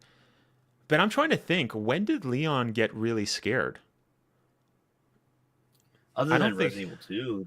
Did he? Yeah. I mean, he always seemed kind of like, whoa, what the hell was that? Oh, effing this, and oh, what the frick is that? The alligator. Like, yeah, it seems like even the alligator. I mean, you see his face. He just seems pretty like, I don't know. I have to assume that's just like facial animation limitations. Where I have a feeling like, honestly, if an alligator was chasing me, I don't care if I'm a cop or whatever. I'm gonna be like a giant alligator is. I mean, even just a regular alligator is terrifying. I would probably be terrified. Mr. X is pretty terrifying too. Just like, But- how tall is he? What, like 9 foot? Just a 9 foot man in a trench coat chasing after you, indestructible. Well, You know, I'm not. I'm just inserting myself. Yeah, I'm I'm not. inserting I'm not. myself into Leon's character, but Yeah, like, for example, like as somebody who doesn't like, I don't really get scared and stuff, but I'm just trying to see like when is a good example of Leon actually being scared. And by the way, chat, you can also help me out here, but I'm trying to think, like, when is there like an actual time where Leon just kind of freaks out, like he just, you know what I mean, because something is so scary, right? I can't really think of a time where he's like that, right? He's always kind of just kept his cool. I mean, that's RE2. Obviously, he's not like 100% of a badass because he doesn't have all of the training that he gets later on.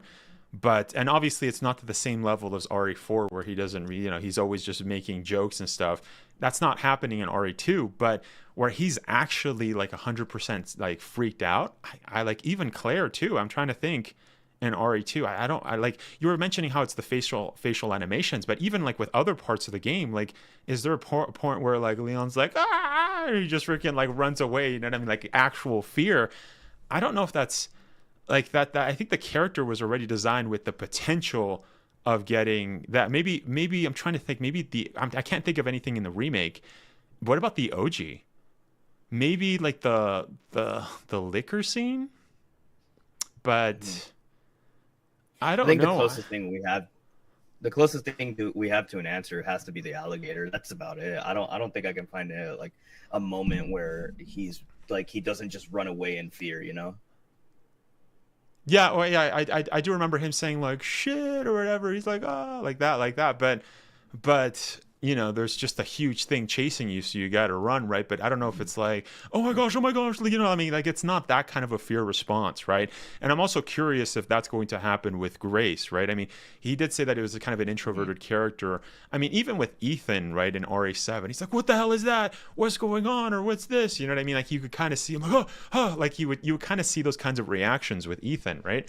But not really so much so with like the legacy characters. I don't think we've ever seen like them acting like that. I mean, maybe RE1, where we kind of saw like Jill kind of like, you know, or Chris, whatever, you know, kind of backing it up and then finding. But I don't know. There's no like, I'm talking about like real fear, like where somebody's just like, I don't know what the frick to do, you know, like we've seen that in Resident Evil where there's like a no-name character who's just like, there's zombies, you know what I mean, like classic horror, and he just freaks out, right? But I don't know. I don't think that's ever been the case with Leon, like where we actually seen that. But anyways, let's continue. Maybe somebody's commented, maybe a good example, but we'll read. Rather another female. I want to do a Hellraiser game, dark rated gore and screams. Yeah, horror action being cheesy. Leon, what's up, Leon? And lurking monsters from the movie. Mara Munoz, Mayor of Funky Town. What? Oh, yes. IV says, from the past games at your time, sci-fi horror effect, RE8 was closer to RE4, RE9 would be closer to RE7 or RE1. Yeah, well, I guess we'll have to see, right? Because like I said, they do have that action thing. Similar to Dead Space, one example. Let's see. House Beneviento of RE gave me PTSD. I'm hoping for similar missions in RE9. I see. Yeah, that section I actually didn't like. What was your thoughts on that? I think you said you got scared with that section, right? I didn't get scared, but I just did not like it because we kind of talked about the whole Resident Evil always giving you a way to defend yourself, and that was just running away. But what are your thoughts on it? I feel like it was clever because I feel like for OG fans, you know, the second nature is defend yourself in Resident Evil games, you know? So when they took that away, they're like, oh, dude, this is the thing that I rely on. How the hell am I going to survive? You know, most people probably have played actual horror games that are not survival based where you have to fight back. So it probably didn't hit like that. But to the people that only play survival horror games where it turned into a horror game where you can't defend yourself, it probably caught them off guard. And I like that. In terms of the actual scare, yeah, I got a little scared of it. You know, I scare pretty easily. But the one thing that I hate, all right, is when I speedrun I speedrun Resident Evil Village. I'm actually on the leaderboard for the casual. Yeah. I hate having to do that section every single time, dude. It's boring. It gets so boring. Yeah. There's actually a tiny little skip you can do to get past half of that area, you know? Oh, nice. But it's still boring. It's still boring. Yeah. And that's what I kind of hope doesn't happen in Resident Evil 9. Like they just have a random moment where it is like terrifying and awesome. But Resident Evil 4 remake, for example, Ashley segment. If you play Ashley segment for the first time, it's honestly, you know, it's a little spooky. You know, the knights moving around, the clanking in the dark. You know. However, if you run through the game again, you can actually use the same time on the clock to just bypass that section and not have to do it. Yeah, that's true. Yeah. I love that. I want them to do that for whatever section they decide to add in Resident Evil 9, where it's like, oh, this is supposed to be a terrifying section, but you can skip it on your second playthrough by doing this, you know? And like a legitimate skip, not like a glitch skip. Yeah, but that's cool. You're on the leaderboards for casual, like for speedrunning. I didn't know you speedrun. I haven't speedrun in like 2 years. Or I don't know when it was. I think it was 1 or 2 years. But I'm actually going to come back to speedrunning Village I want to be one of the 18 people that have beaten Resident Evil Village of Shadows in under 2 hours. Oh, both. I'm gonna try to. I'm gonna try to grind that. I'm gonna try to grind that. Nice. We'll have to stay tuned for that. Oh, sorry. Teddy says RE4 was scary and good horror game, but it didn't feel nothing like RE. Yeah, I mean, I think there were certain sections where it felt like RE, but I mean, I think this is an idea that a lot of people kind of had with the series, right? Where people were like, I don't like RE4. I think that's when the series fell off. You know, a lot of people are like that. Where I think, you know, because the third person, I think, gave you way more control as to opposed to like fixed camera angles, where it's like you can't, you know, there's certain angles where you can't see what's in front of you, right? And so that, you know, takes away the scare factor. But I mean, I think RE4 has some, yeah, like you said, it was scary. I don't know if it's a good horror game. I think there's horror aspects to it, but I do think, yeah, it felt like if we're thinking about OG RE4, you know, there was puzzles that were similar, but yeah, it was a step away from classic. I mean, that's a good point if you're talking about like the differences with RE7.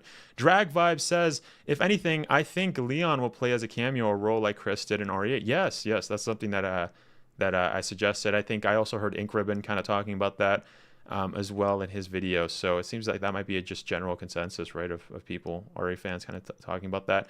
Teddy says, Grace is good enough. I don't care about the legacy characters for now, maybe in part 10, but yeah, DLC would be good to have. Yes. No, I agree, Teddy.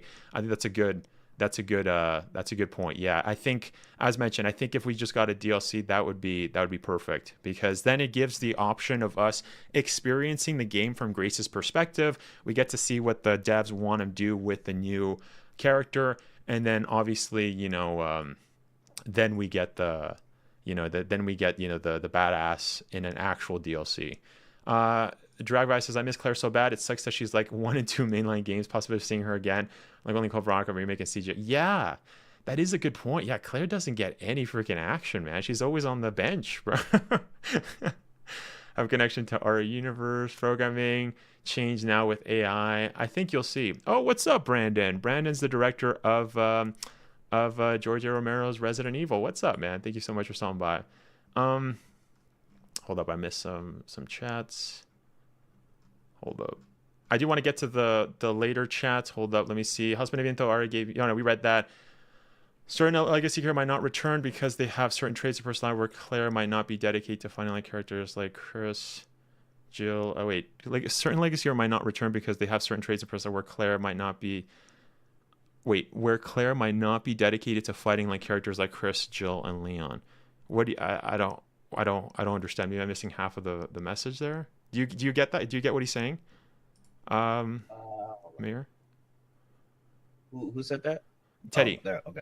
Certain legacy characters might not return because they have certain traits and personalities where Claire might not be dedicated to fighting like characters like Jill, Leon. I don't understand. I'm not sure. Yeah, Walker Dead Phoenix says, what's up, Walker Dead Phoenix? It's been a while. How's everything? Doing good, man. And I actually just recently answered your question. I'm going to be posting that video for the Q&A. Thank you for posting a question for that. I know myself, lose my mind if I see Hunk in RE9. Yeah, that'd be crazy. And I'm still waiting for that Hunk game. I want to know what happened with Capcom, if they canceled it, or if we're going to get a Hunk game, right? Because that was in the Capcom data breach. Brandon says, I think you'll definitely see some of the legacy characters on Requiem. Everything Capcom is pushing, this is the end or an era. I imagine this is equivalent to Final Fantasy, is that 9?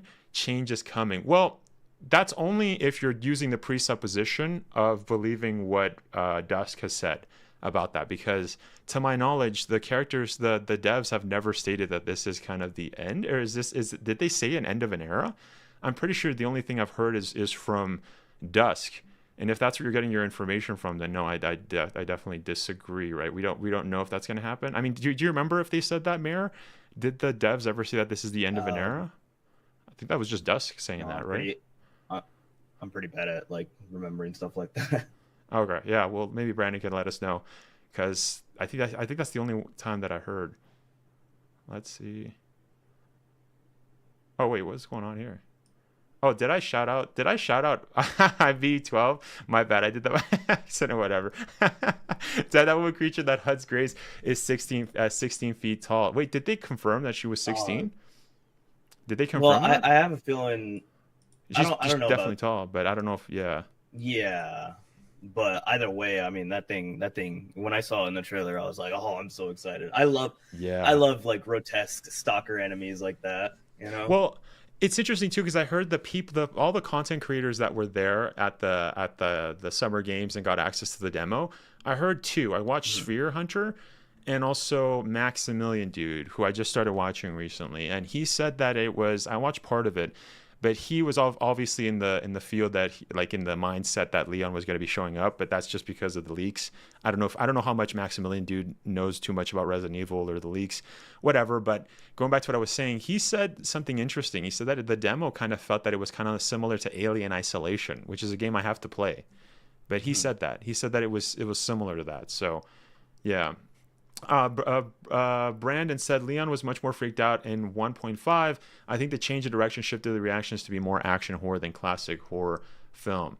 Yeah, I think I actually don't really know too much about RE 1.5, but yeah, if that's the case, right? Because I can't think of a moment where he's genuinely genuinely like freaked out. You know what I mean? Where he's not like yeah. Cool speedrun. I imagine Grace is the primary and Leon will be the side character showing her how to survive. The characters will be mentioned to at least tie up loose ends. I see. Yeah, again, that goes with the presupposition that Leon will show up, right? But I mean, that could definitely be the case. Ronan says, in RE2 Remake, when you enter R.P.D. and crawl under the gate, Leon whispers to himself, "You got this," or something. He walks down the dark hallway. That's the only time I remember him feeling scared. Yeah, but it's not total freak out, right? So that's a good point, though. I know what you're talking about, right? When he's going there, yeah, the darkness, right, and going to like a zombie infested room. That is a good point, Ronan. But yeah, but I've never seen him like actually, like he was still in control of his emotions, right? He was feeling fear, but wait, that moment, but playing as Claire, not Leon. There's a moment where when she's crawling under the shutters on the way back while the zombies are behind her, and she's trying to get through. She screams for help. She's like, "Somebody help me!" Yeah, that I feel like is genuine terror. Yeah, no, that's a good point. Yeah. And was that just for Claire? I don't remember what Leon says, but yeah, I do remember Claire's.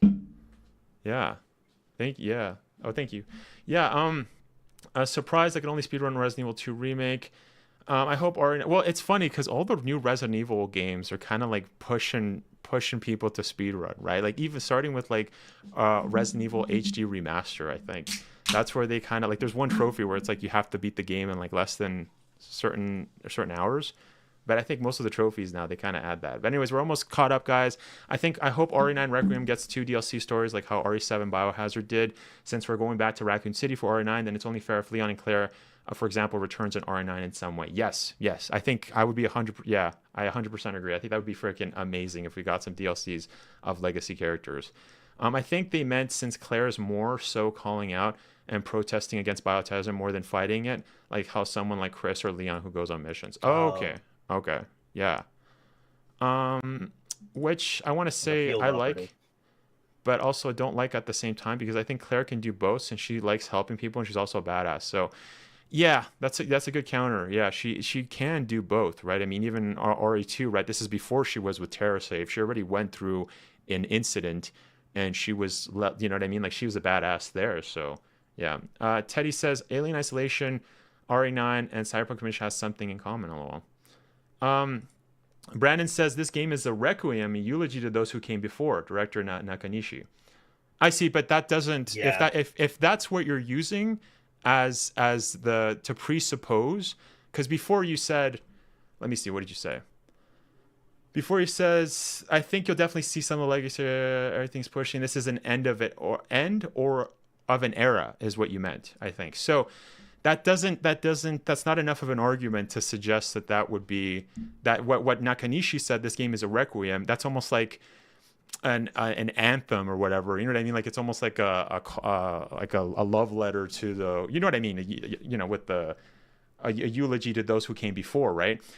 that doesn't necessarily mean that this is an end of an era, because technically you could just have a next game with more legacy characters showing up. You know what I mean? So I think yeah. Oh, sorry, what were you gonna say, Mayor?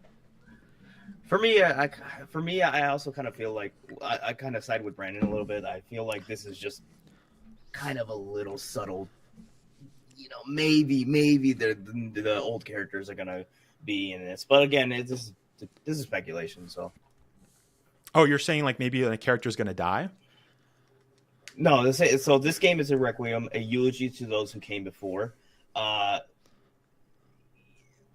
If I to put it in into a metaphor, like Leon and Claire and Jill, when they were in Raccoon City, they were like these scared people. Well, scared, they were going through the trauma of Raccoon City, and then after they came out of it, they completely became different people, where they all vowed to take down Umbrella and just, I don't know what their motives were after. Well, I do know what their motives were, but it's just hard to Okay. like Leon, for example. Okay, Was, I think I get motive you. was to protect Sherry. So in my eyes, I see it as like, oh, their old selves are dead, but their new selves, they're gonna come back. And I don't know. I'm reading into this, man. I'm reading into this a lot. Their new selves are gonna. I see. You feel me? Like I'm not good with words on this, but.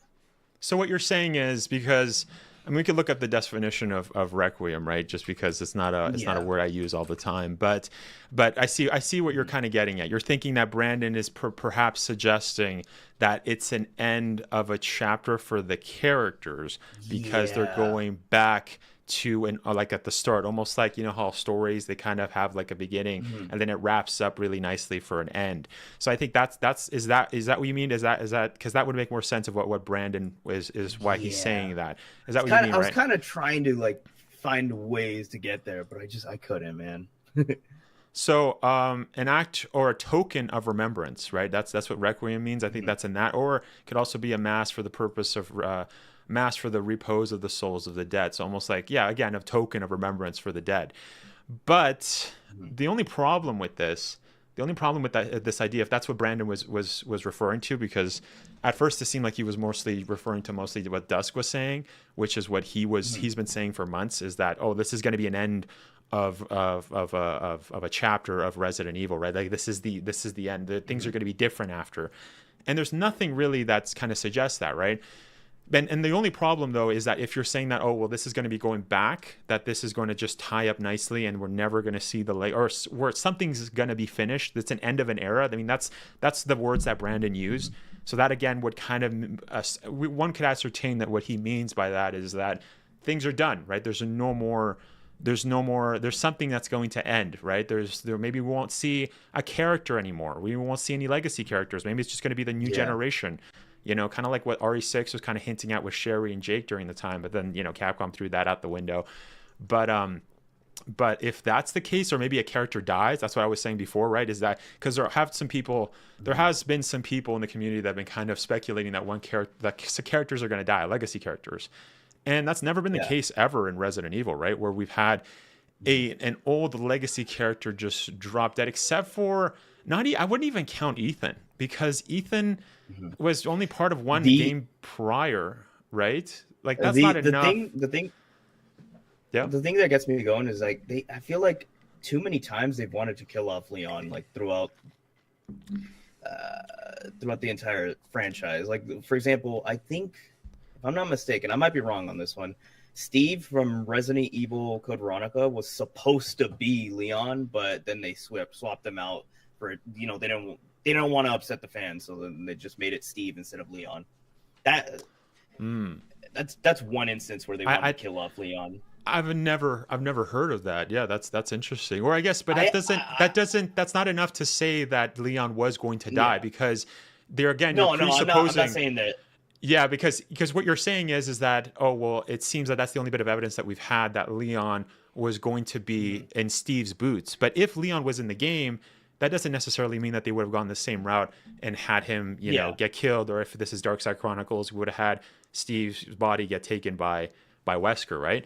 We don't know that. Yeah. There's not enough, and also I've never heard that. I mean, that's interesting, but it's not enough of a defense to say that Leon was going to die. And you also said there's multiple times. What other times have there been with Leon almost close to death? I can't remember. That was the one concrete time I do remember, but I'm actually gonna. By the way, I got this fact from like 5 years ago, and it's always been in my head, but I've never actually talked about it I've talked about it on stream, but I've never told people that it's a concrete fact. I've just told them that. If you like, can I remember that, yeah. reading something about it. Yeah, I'll give you time to look it up because that's interesting. I've never heard that, so that'd be pretty cool. But as mentioned, unless we know for a fact that the Leon was going to suffer the same fate as Steve, not just that he was going to be in Steve's, like that was going to be the second protagonist, then, you know, but that I would say logically that would kind of make sense that Leon was going to be in RE2. I mean, sorry, RE Code Veronica, just because I always thought, and I mentioned this to Nick Apostolides, I was like, it's so weird that Claire sends a message to Leon to send a message like for help, and then Leon has an email to Chris, even though Claire went to Umbrella Paris to try to find Chris because she didn't have his contact details. Like that's never... also crazy to me too. I don't know the timeline between Resident Evil 2 remake, or sorry, Resident Evil 2 and CBX. 6 months. But I guess Leon. I think 6 months. Yeah. So yeah, Leon contacted Chris. Or 3. With what resources? You know, like he would be a starting out government official. No, like I don't know what resources he had to contact Chris. I don't even know if he knew about Chris. Well, I mean, he knew about Chris, but it's weird that, you know, he would have had to have used some sort of research. That's a good point. He would have had to have used some sort of CIA or NSA, you know what I mean, like resource to be able to contact Chris, because Claire never had Chris's contact. That's why she physically went to Paris, right? So it's weird. Yeah, it's a very strange. I hope if they ever remake it, that they give us a clear, definitive, you know, answer that like Leon got stuff from like the president's, like, I don't know, like tech team or NSA that helped them track down Chris, and we get like a glimpse of that. Or, you know, maybe Chris or maybe Leon could just show up if that was the case where Leon was supposed to be in Code Veronica. That'd be interesting. So that's kind of what I asked Nick. I just looked up the Steve and Leon connection. It says it's a popular fan theory, so I was it wasn't like a fact. Yeah, I see. You know, I for so long I've had that thought in my head that I thought it was somewhat true, but you know, it's just a fan theory. Yeah. So aside from that, though, you don't know of a time where they've actually tried to kill Leon, right? I don't think they would, if I'm being honest. There seems to be a lot of they evidence. definitely wouldn't. Okay, well then, yeah, because he's such a popular character, right? It's like him and Chris. It seems like that's not the case, right? So I mean, like, yeah, if that was the only evidence that you had, then it's like, yeah, it's not enough, right? And even even if it was true, it still wouldn't have helped the argument that Capcom was thinking of killing Leon like they did Steve, right? And you could also make the counter argument that Steve didn't. We don't even know if Steve is 100% dead, because Darkside Chronicles changed some stuff. Wesker took his body. Maybe he reanimated him. That's always open ended, right? But sorry, what were you gonna say? I think what's always funny to me is like the way I see Leon is, I feel like they can't kill Leon. You know, he's just too popular. Leon's the movie poster child. You know, they have him in literally every single animated movie, and the way I see Leon is, when I was watching The Walking Dead a long time ago, everybody and their mothers loved Daryl Dixon. Everybody. And there are moments where people thought that Daryl Dixon was going to die, but everybody will always tweet it out. Like, if they kill, like, too many people tweeted and talked about, like, if they kill Daryl Dixon, we're not going to watch the show. And so part of me thinks that, like, because people like that character, Daryl Dixon, so much, they never killed him off. It's the same way with Leon. They love Leon so much that they're just never going to kill him off, you know?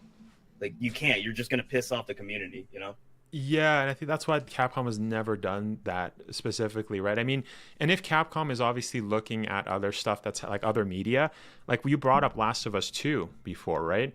That's a game that I played once and I never played again just because the story was complete crap. Like it was complete nonsense. But one of the points, the reason I'm bringing that up is because Joel dies in that one, right? And so that was huge, especially when it got leaked, as you mentioned, right? That was a huge, kick in the face to the fans where they were like, why would you kill Joel? And I think that's after they did that, that's where the whole story just went out the window, right? But which led me to not be a Last of Us fan anymore, right? Like I if they make a Last of Us 3, a Last of Us 4, I don't care. I'm literally done. Like that's like they ruined it. They literally ruined it. So, and I think Capcom is very aware, I mean they are very aware, and with other stuff that's happening, or even stuff that's happening in the community. We're going to be going over there. Brandon says there's definitely a shift in styles of stories. Capcom tells Legacy are doing things in the background or other media, allowing new characters to take the lead. I see. So you're thinking that maybe it's the end of an era. Yeah, but again, there's not much there's not much just in what Koichi Nakanishi stated. There's not enough to presuppose that it is an end of an era, right? I mean, hypothetically, it could be, and we also know that every Resident Evil character is doing something at some point in the Resident Evil, lore and the history and the timeline. So yeah, I don't know if it's enough to say that. But anyways, let's go back to what I was saying before.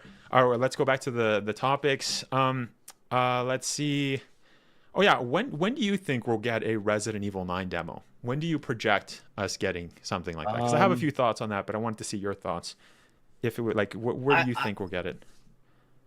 I'm trying to base this off of like the other demos that we've had. So we've had 4 remakes, 7, 8, but 7 was, like I said, it's a unique experience. I think it came out like a whole month beforehand. I'm not entirely sure. 4 remake, did that come out a week before the game? Oh yeah, I think it came out maybe like a month or something. Wait, let's search it up. The Chainsaw demo. Yeah, RE4 remake Chainsaw demo release.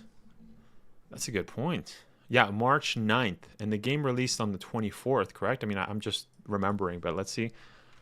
March 9th. Yeah, it was just a couple of weeks. Yeah, March 24th.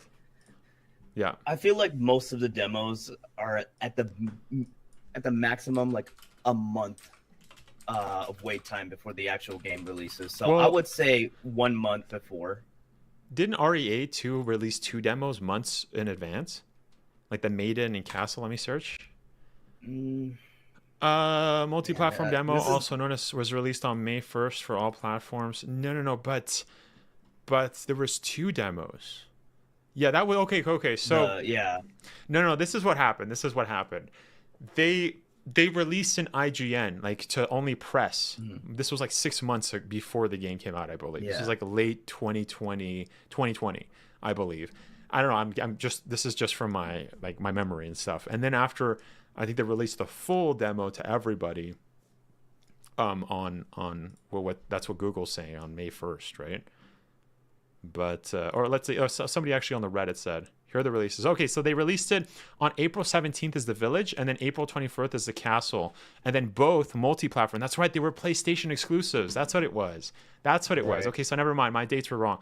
It was April 17th, April 24th for both demos, and then they released both of it for everybody on May 1st, which was a month, right? Or yeah, because it came out on the 21st, right? RE8 release date. May 7th. Oh wait, so no, just a couple of days before. So yeah, so it was just a couple weeks. Interesting. Well, the weird thing about like the Resident Evil 7 and 8 demos is that 8, kind of like 7, was almost its own thing. It wasn't like as developed as the 7 demo, but Resident Evil Village has its own thing. Like you weren't playing as like Ethan Winters in a 20-minute segment of the castle. You were playing a completely different character. I think you were like a maiden in the castle for the Dimitrescu one, and I don't remember the village one. Was there a village one? I don't remember what the other one was.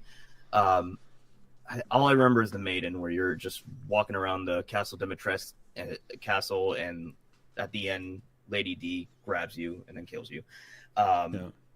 As for Resident Evil 2 and 3 remake, those were 2 remake was a timed demo, but also ended right when you got to Marvin, and then 3 was just trying to get to the fire hydrant.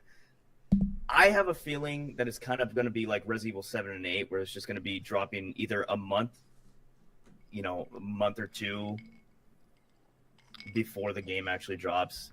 Because the game comes out in February, right? Yeah, so December or January, you're estimating, you're guessing. Yeah, if Capcom is feeling a little bit generous and, in the holiday spirit, they'll probably drop it sometime after Christmas. But if not, then January is the best bet.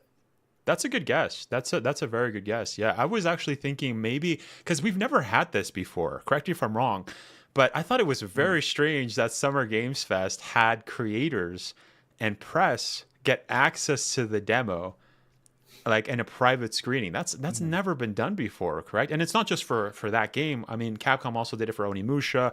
I think that one was just a screening, like private screening. I'm not sure if they actually got to play it, but they did that for a lot. I think maybe they got access to Progmod. I'm not too sure about that, but it's interesting that that they're kind of promoting their, and it's funny too, because they weren't allowed to showcase footage of it, but somebody that was in the press and / content creators leaked images. That's all I like. That's how we got like certain of the images of what, like her looking at a book and whatnot. And obviously, we got glimpses of what the demo was going to be with the recent Capcom Spotlight. Mm-hmm. So it would be strange if they didn't give us the demo, like you know what I mean? Like they would give it to us later in the year, because that is a bit strange, right? I mean, this is the only reason I was thinking that maybe we would get the demo closer is because they already gave it to content creators and press.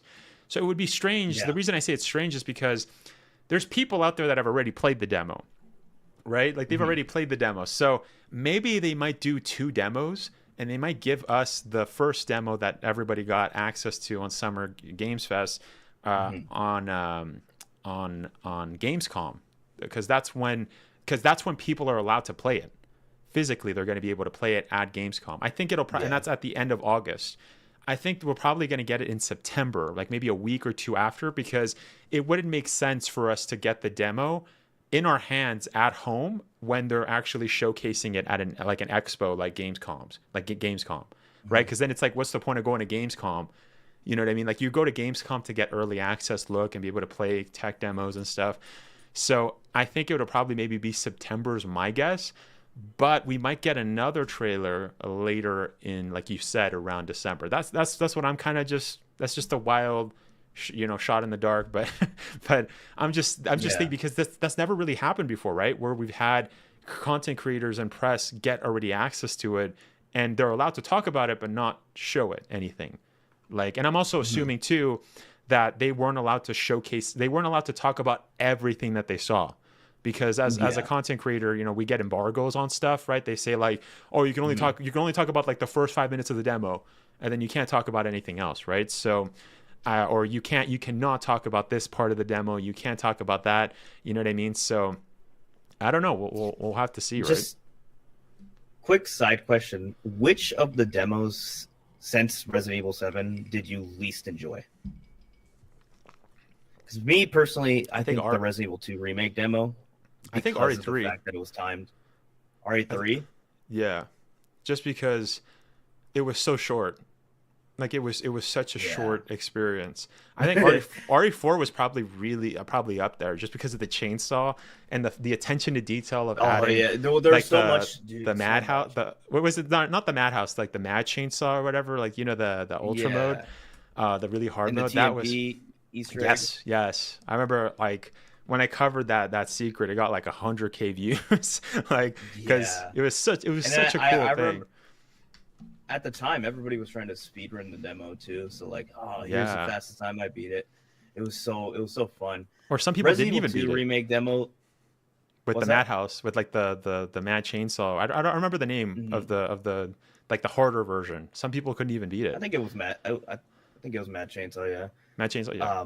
Oh yeah, and the fact that you could use cheat codes to activate it too, like Yeah. you know, That's that was crazy. really cool. I think Resident Evil 4 remake demo was definitely the best. But yeah, like I said, Resident Evil 2 remake demo was probably my least favorite, just because of the timed aspect. Now, if you had mods, you could remove it, but at the time I wasn't on PC, so it's like you go in 30 minutes. Then again, there wasn't really too much to it, anyways. But if you wanted to replay it over and over again, yeah, it sucks. No, I do remember. And was the RE3 remake as well? Like the RE3 remake demo also timed, or no? I don't think so. I feel like I would remember that. But then again, Resident Evil 3 remake was already the actual full release of Resident Evil 3 remake felt like a demo. That's a good point. That's a good point. And then, before we get more with RE9, there was also another question I forgot to ask you that I was kind of thinking of right before we did the interview. I forgot to tell you, but I wanted to know kind of the origins of your name, Mayor Munoz. Like, I'm assuming maybe your name is Munoz, but like you know what I mean. But yeah, what's the? Because I think I heard a bit in your live stream, but I wanted to hear it from you, right? Just what's the origins of that? It's such a dumb origin. It's when I was younger, right, before I wanted to become an engineer, like bright-eyed kid, I'm like, hey, I want to become the president of the United States, like and then the older I got, the more I realized politics kind of suck, dude.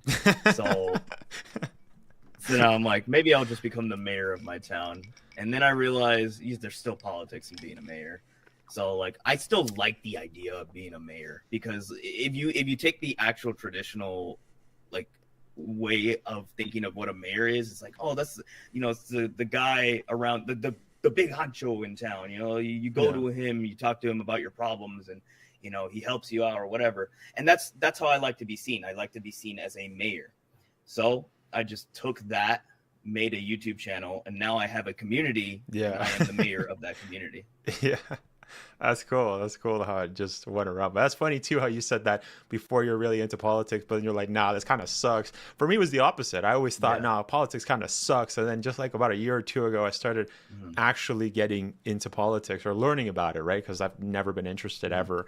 But obviously, I don't talk about politics or on the channel, so I don't do that. But I'm just telling you about like my personal kind of thing, right? That I've been getting into it, so it's interesting, right? But yeah. Yeah, and I guess going back, that's a cool origin though. You said it was dumb, but no, that's cool. That's cool. Yeah, you wanted to be a mayor, and then hey, you're basically the head of the of your community. So yeah, except for some reason people just don't even call me mayor; they just call me mayo, like mayonnaise.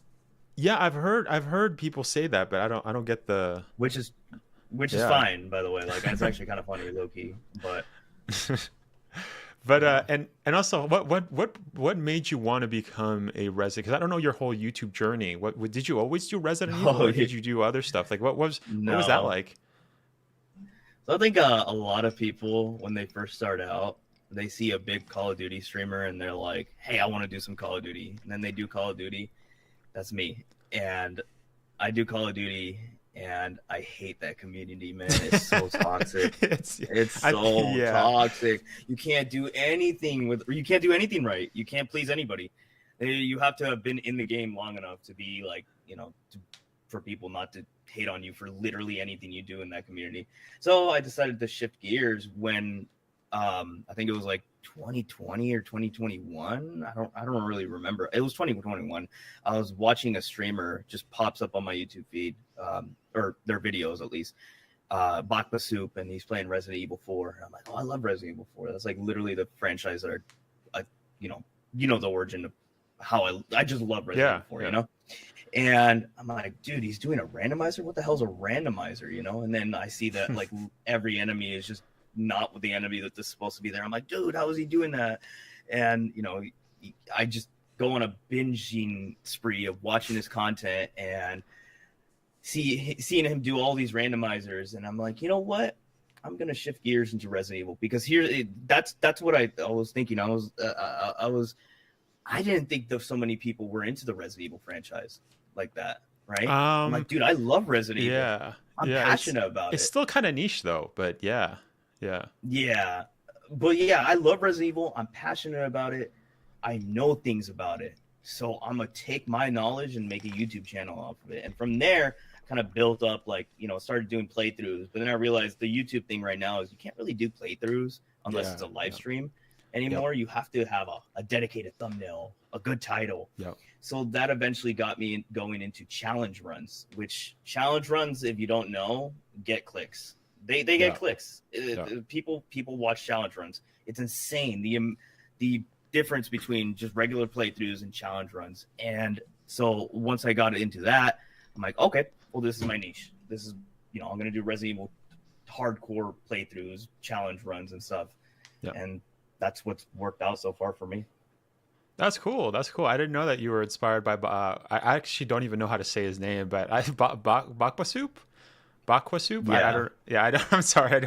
I don't know how to say his name, but he's a fellow Canadian, right? I think he's from PEI. So yeah, that's cool. That's cool. I watched only some of his stuff, but that's really cool, man. That you got inspired by another RE YouTuber, man. That's dope. But and that's cool though that you said you were mentioning about challenge runs, right? I actually I've done challenges on my channel since like I started streaming, but I've never done a video until like I think 3 months ago I did a Dino Crisis 2, and that and since I've never done a challenge video on my channel. You know how the algorithm is sometimes if you make a new video, sometimes it pops off, but sometimes it doesn't, right? But that one did relatively well. It got like, I think it's about to hit 1,000, so not bad for, you know, usually when you do new stuff on YouTube is like, what is this? 1,000 is crazy. So that's awesome, man, that you're getting into the challenges. I have noticed that they have become, I have been seeing more people that have been getting into challenges as well, but I've always loved a good challenge, man. So I enjoy your content. Thank you. Yeah. It just gets clicks. I don't know what, well, I mean, I do know what it is. Like, I think at the end of the day, you know how many times people have seen a Resident Evil 4 playthrough? Like a regular play, like I'm talking a casual playthrough, first time, whatever. Yeah. Not to mention that they've already played it. So the twist is, especially with YouTube, they want to see it in a different, weird way, right? And weird is the emphasis. It doesn't matter like if it's weird good, weird bad, weird challenging. They want to see the game be played in a way that's not usually played. Yeah. And that's usually what fuels my content, just ideas, you know. That's like the Equalizer mod challenge that I did today is just nobody's ever seen that before. So and you're making your mods too. I don't think I've ever heard of another in our niche. I've never heard of a Resident Evil challenger that does that. Yeah. So that's new too. I had to think about that. I had to think about that too, because there's so many challenge runners too now. So like, now, you know, normal playthroughs are completely saturated. So you go to challenge runs, and now all of a sudden everybody's become a challenge runner. So I'm like, okay, well, I can't just I can do a knife only. Knife only runs do insanely good, but I can't just do a knife only run because everybody else has done it. I got to do something that nobody else has done, and the only way to solidify that is to literally make your own mod, you know, that nobody has ever made. So that way you get first claim. Or for me, it was when I started, I did news and breakdowns, right? Like dissections. And those have always been my bread and butter and stuff. And nobody did that when I first started. Nobody did news. Like it was like with the bigger channels, you know, like shout out to Residents of Evil, right? I know a lot of the guys, they're super chill and stuff. They cover like, they would cover like stuff every once in a while, or like Ink would cover, like also shout out to Ink. He would do stuff like every once in a while, you know what I mean? Like if it was big news, but nobody was talking about like news that was happening day to day. And same, likewise, everybody's doing that. Or everybody's doing breakdowns too. It's kind of wild. Like even you were doing a breakdown too, right? You were doing kind of like a reaction / breakdown, but it's funny. Yeah. There's so many people that in the community that are now just getting involved with the breakdowns. So it's cool. It's cool. I mean, everybody's getting hyped, right? For RE9. So, but yeah. And I guess going back to RE9, I have a question. What did you think about when RE9 devs were talking about like they were hyper focused on on the hair? What did you think when that happened? That was super funny. So I'm gonna use Call of Duty for an example again, but I think a couple months ago, because if you don't know, Call of Duty has a big battle royale called Warzone. Yeah. They were talking about rebuilding their original map from the ground up, and they just had a 20, like I don't know how long, like a 3 to 5 minute segment of them talking about mud, like dirt, 4K mud. I'm just like, we get it, dude. Oh my god. It's like, again, the community, that community doesn't know what its fans want. But Resident Evil, on the other hand, I gotta say that despite their fixation on the hair being pretty, it's all right, it's fine. I don't think my PC is gonna handle that. Because the more details in graphics there are, the more strain it is on your computer.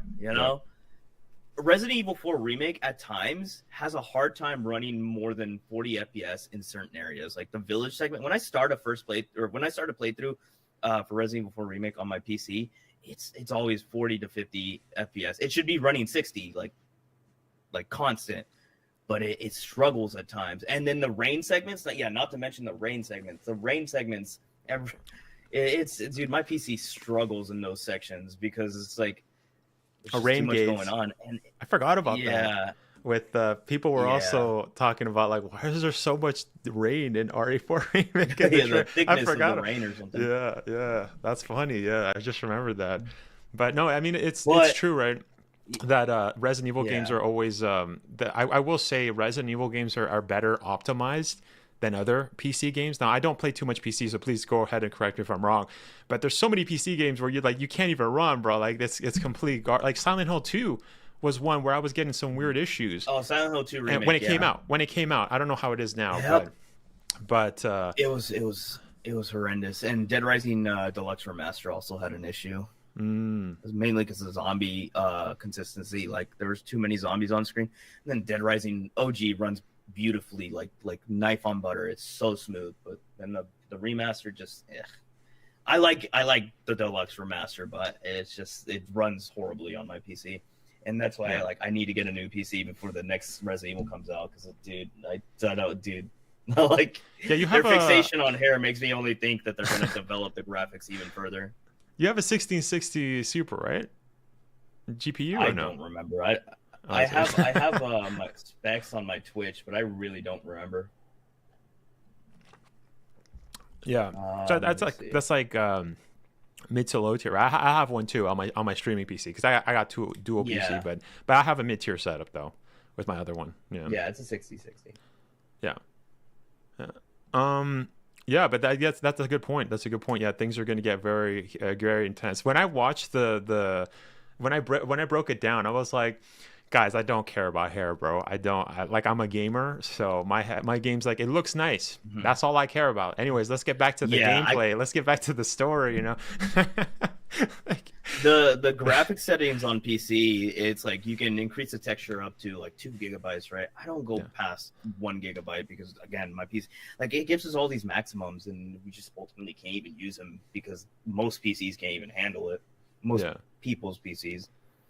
Yeah, and I think I saw Ink kind of talking about that as well, because he talked about how, like, he, as a game dev, he kind of understood what they were feeling, because it's normally hard to do that. But I mean, Ink's a game dev, right? I mean, I am not. I don't care. I honestly don't. As long as it looks nice, we could just continue. But that's funny. But kind of there was also a theory that I wanted to go over. Wait, before we get to that. You kind of mentioned how Capcom throughout this whole discussion, you mentioned how Capcom has always done a really good job of understanding or kind of really caring, is what you were stating before. And there was something that I noticed in the dev kind of message video, is that I noticed that it seemed that Koshi mentioned how when he talked about the multiplayer aspect and how they were working on that multiplayer game. He said how they didn't. He mentioned how it was rumored already. I thought that was very, very interesting that he said that. And he also mentioned they also made a very strong statement that Grace knows how to use a gun. She's field trained.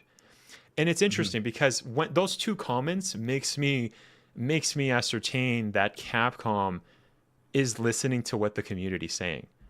Because a lot of people assume that they weren't, or that they just, like as a big company, sometimes, you don't hear that. Or like, since it's a Japanese company, maybe they won't hear what Americans are saying, right, over here on this side of the world. But that doesn't seem to be the case. It seems like they're very well aware as to the rumors that release from them. And it also seems like they also hear when the community has, gripes or like questions as to, is Grace going to be trained, or is she going to be a complete noob, right? It seems like they directly answered that question, which I thought was kind of crazy. Like, shout out to Capcom, but like they seem like they're keeping an eye on the community, it seems. Because not a lot of companies do that, right? They don't really mention that, oh, this was rumored back a long time ago. As mentioned, it seems that rumor came from a 4chan thing, though I have to double check on that, because this is like from 2022. But and that was tied to Resident Evil Outrage, as stated in my video, right? But yeah, that's very suspicious, right? And what do you think about Capcom listening into maybe our videos, or listening to Twitter, right, or what we're saying? What do you think about that? I mean, I like it. Like I said, like I've played games of companies where they just don't care about their community. They just don't. They only care about money. Capcom doesn't seem like that, and I know people are gonna be like, "Oh, you're a Capcom creator. You're gonna glaze them." I mean, I'm gonna glaze them because I've been playing their games since I was like 5. I played Mega Man, played literally all the Battle Networks. Dude, I love Mega Man. I love Resident Evil. Not a huge fan of Street Fighter. Love Dead Rising.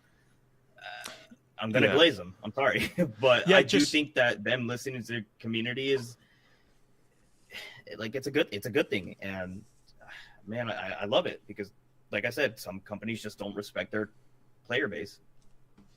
Yeah, and kind of to add to that, because you were saying about Capcom creators and stuff, and how we're both part of Capcom creators, and there is kind of a misconception. Sometimes people think that we're like, our views are like we have like we can only say things or say, not to say, and what we can say is all controlled by Capcom. That's not how it works at all. I mean, you can also attest to this, but it's more like it's just a Discord, and we get free stuff by Capcom, which I'm super thankful for. I'm sure you are as well, right? I mean, Capcom is a goated company regardless, and of course I'm going to glaze them whenever they do a freaking fantastic job, and they have been doing a fantastic job. But it's also funny when they mentioned the remakes and stuff. They didn't mention RE3 remake. One of my viewers noticed that, how they said RE2 remake, RE4, and they just skipped over RE3 remake.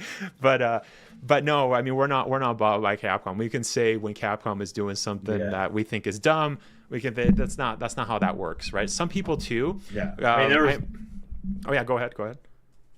I was gonna say, I mean, there was literally a segment within this very stream where we just talk crap on like Resident Evil 6, 7, and like not even talk crap, but like talked about like what they did wrong, and like how just what they did wrong, and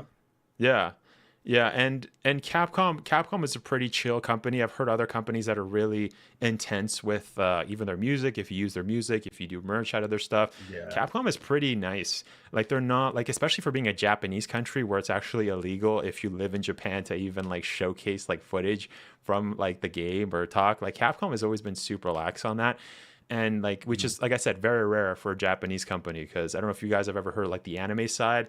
Anime YouTubers like get crap a lot from anime companies, but what I was gonna say is that Capcom's not like that. We don't really we're not told to do, unless we're doing like a specific review or something, or we've got like early access to something, then like, but we can say like, hey, we're not allowed to talk about that. But we don't even get like leaked news or anything. That's what I was gonna say. Part. Yeah. Go ahead. Like, that's the funny part is, I always think too, is like, people always trust some random leaker on Twitter when they could just literally ask like a Capcom creator.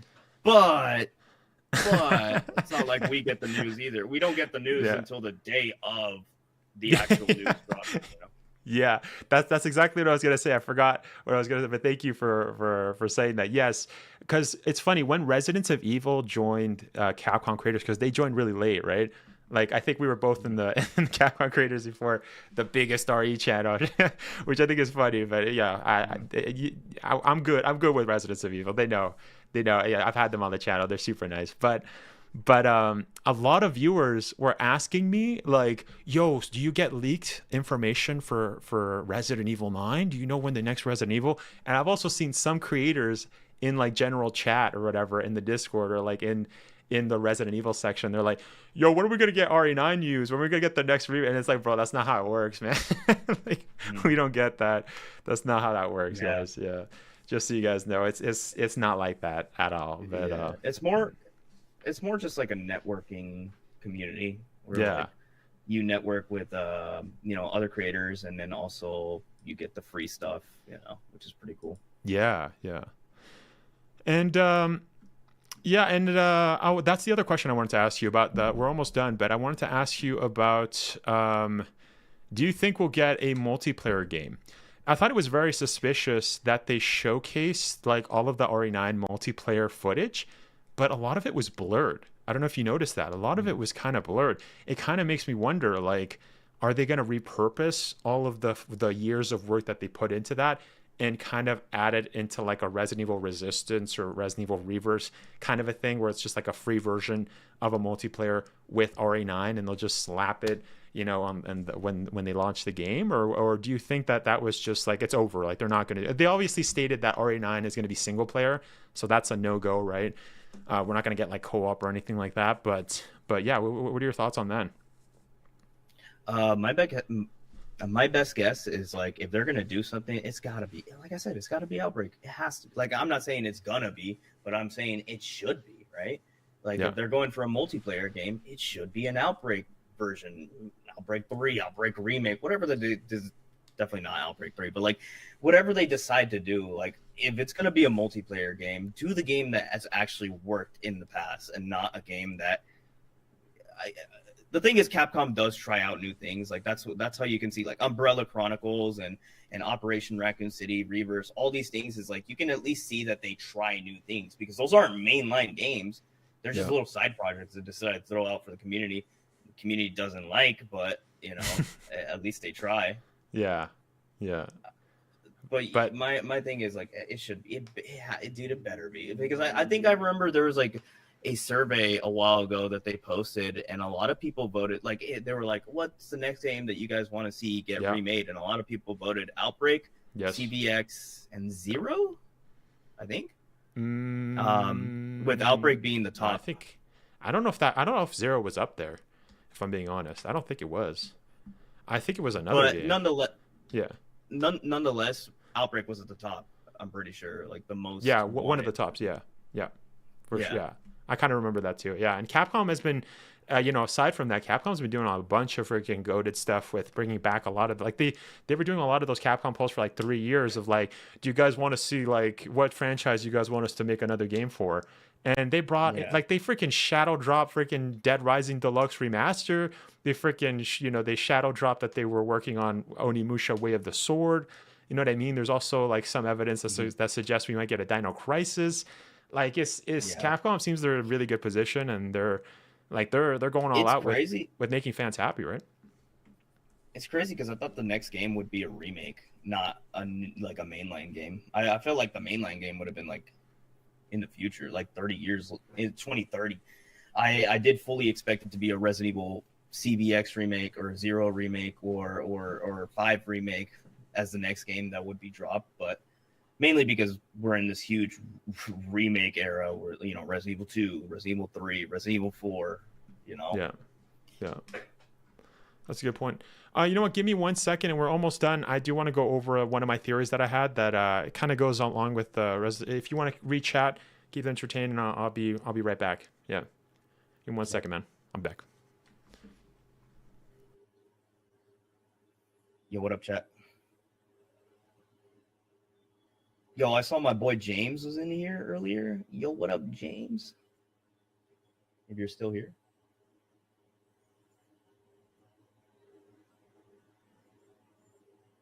Okay, let me read chat.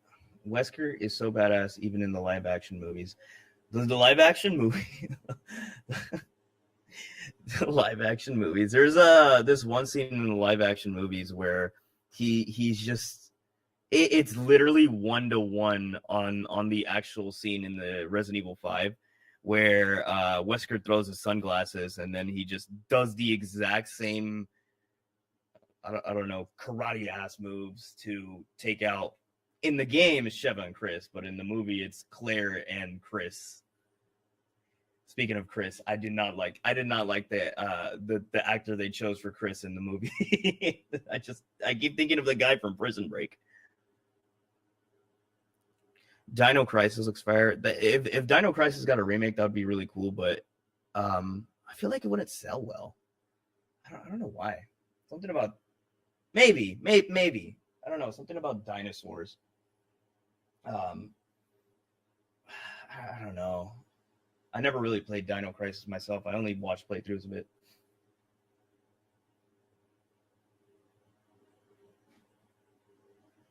I like Resident Evil 3. They replaced what they cut out with certain content. I like Resident Evil 3. It was said they replaced what they cut out with certain content. Is Hunk a BOW? Hunk a BOW. That'd be an interesting theory, but I think he's just a regular dude. Although, I don't even remember the last time we saw Hunk. Sorry, my cat is in front of me and spewing out a bunch of hair.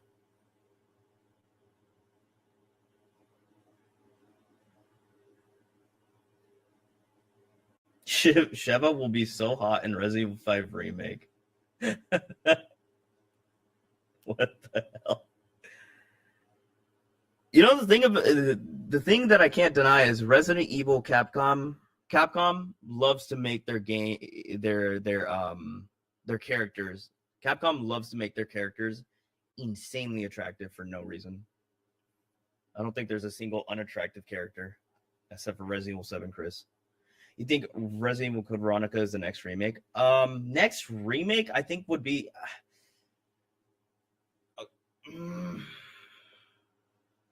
it's either that or Zero, you know. I know a lot of people don't like Zero, but I think it's got to be Zero's got to be up there. Zero's got to be up there. But if not, CVX is a huge contender. Because it doesn't, like, if you can't do Resident Evil 5 Remake without the CVX plotline, right? And I'm assuming that a lot of people don't even know what the plot of Resident Evil is without these remakes. Like some of these new people to the franchise. So I think CVX would be a good remake before 5 Remake if that does happen. What's up, man? I'm back. Hey, Virus is in the chat. How's it going, man?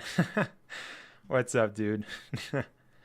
But yeah, man. Thank you for that. Yeah, we needed to go. Man, it's really hot, dude. Like, holy cow, summer's cooking, man. But anyways, yeah, I kind of wanted to move into to like one of my theories that I had, and I wanted to hear your thoughts on it.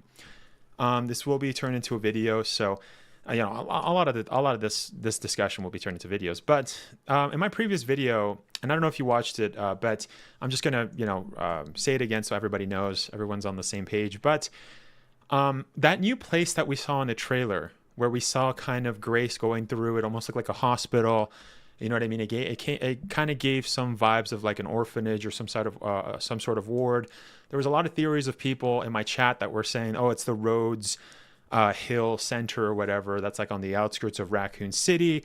But on top of that, I also saw that there was a bit of a connection between the kind of New York streets, the dirty streets, where we kind of saw people walking past like the rail on top, right? The subway stations and stuff. It did kind of seem like more of an East Coast kind of a thing, which would lead me to believe that this is somewhere around New York. But one thing that I brought up in that video was that it's very similar to the hospital, because one area in the hospital, like it's right at the beginning of the video, you kind of see a broken window and you kind of see a puddle on the ground. So that would actually that kind of tells us that this might be the same location, right? That the location of the hospital is the same location as where you saw kind of Grace walking down the New York streets because it was raining. You know what I mean? So it seems like the game is going to be taking place in 2 locations. And then obviously later on, we also saw that there was the guy that's kind of talking in the trailer, kind of saying that, oh, she's like special or whatever. He looks like he's he looks like he's in a broken hospital, because you kind of see on the side it looks kind of broken. So that would kind of lead one to believe that maybe the hotel section is in Raccoon City, because from the footage that we saw from the destroyed Raccoon City, it almost looked like it was almost like a wasteland. Like the climate looked like it wasn't wet. It looked like it was very dry. So that would kind of make me believe that there's 2 locations. One location is set in what seems to be New York. At first, I thought maybe it was the UK, but it seems like it's mostly going to be New York. And then the second is going to be in Raccoon City, right?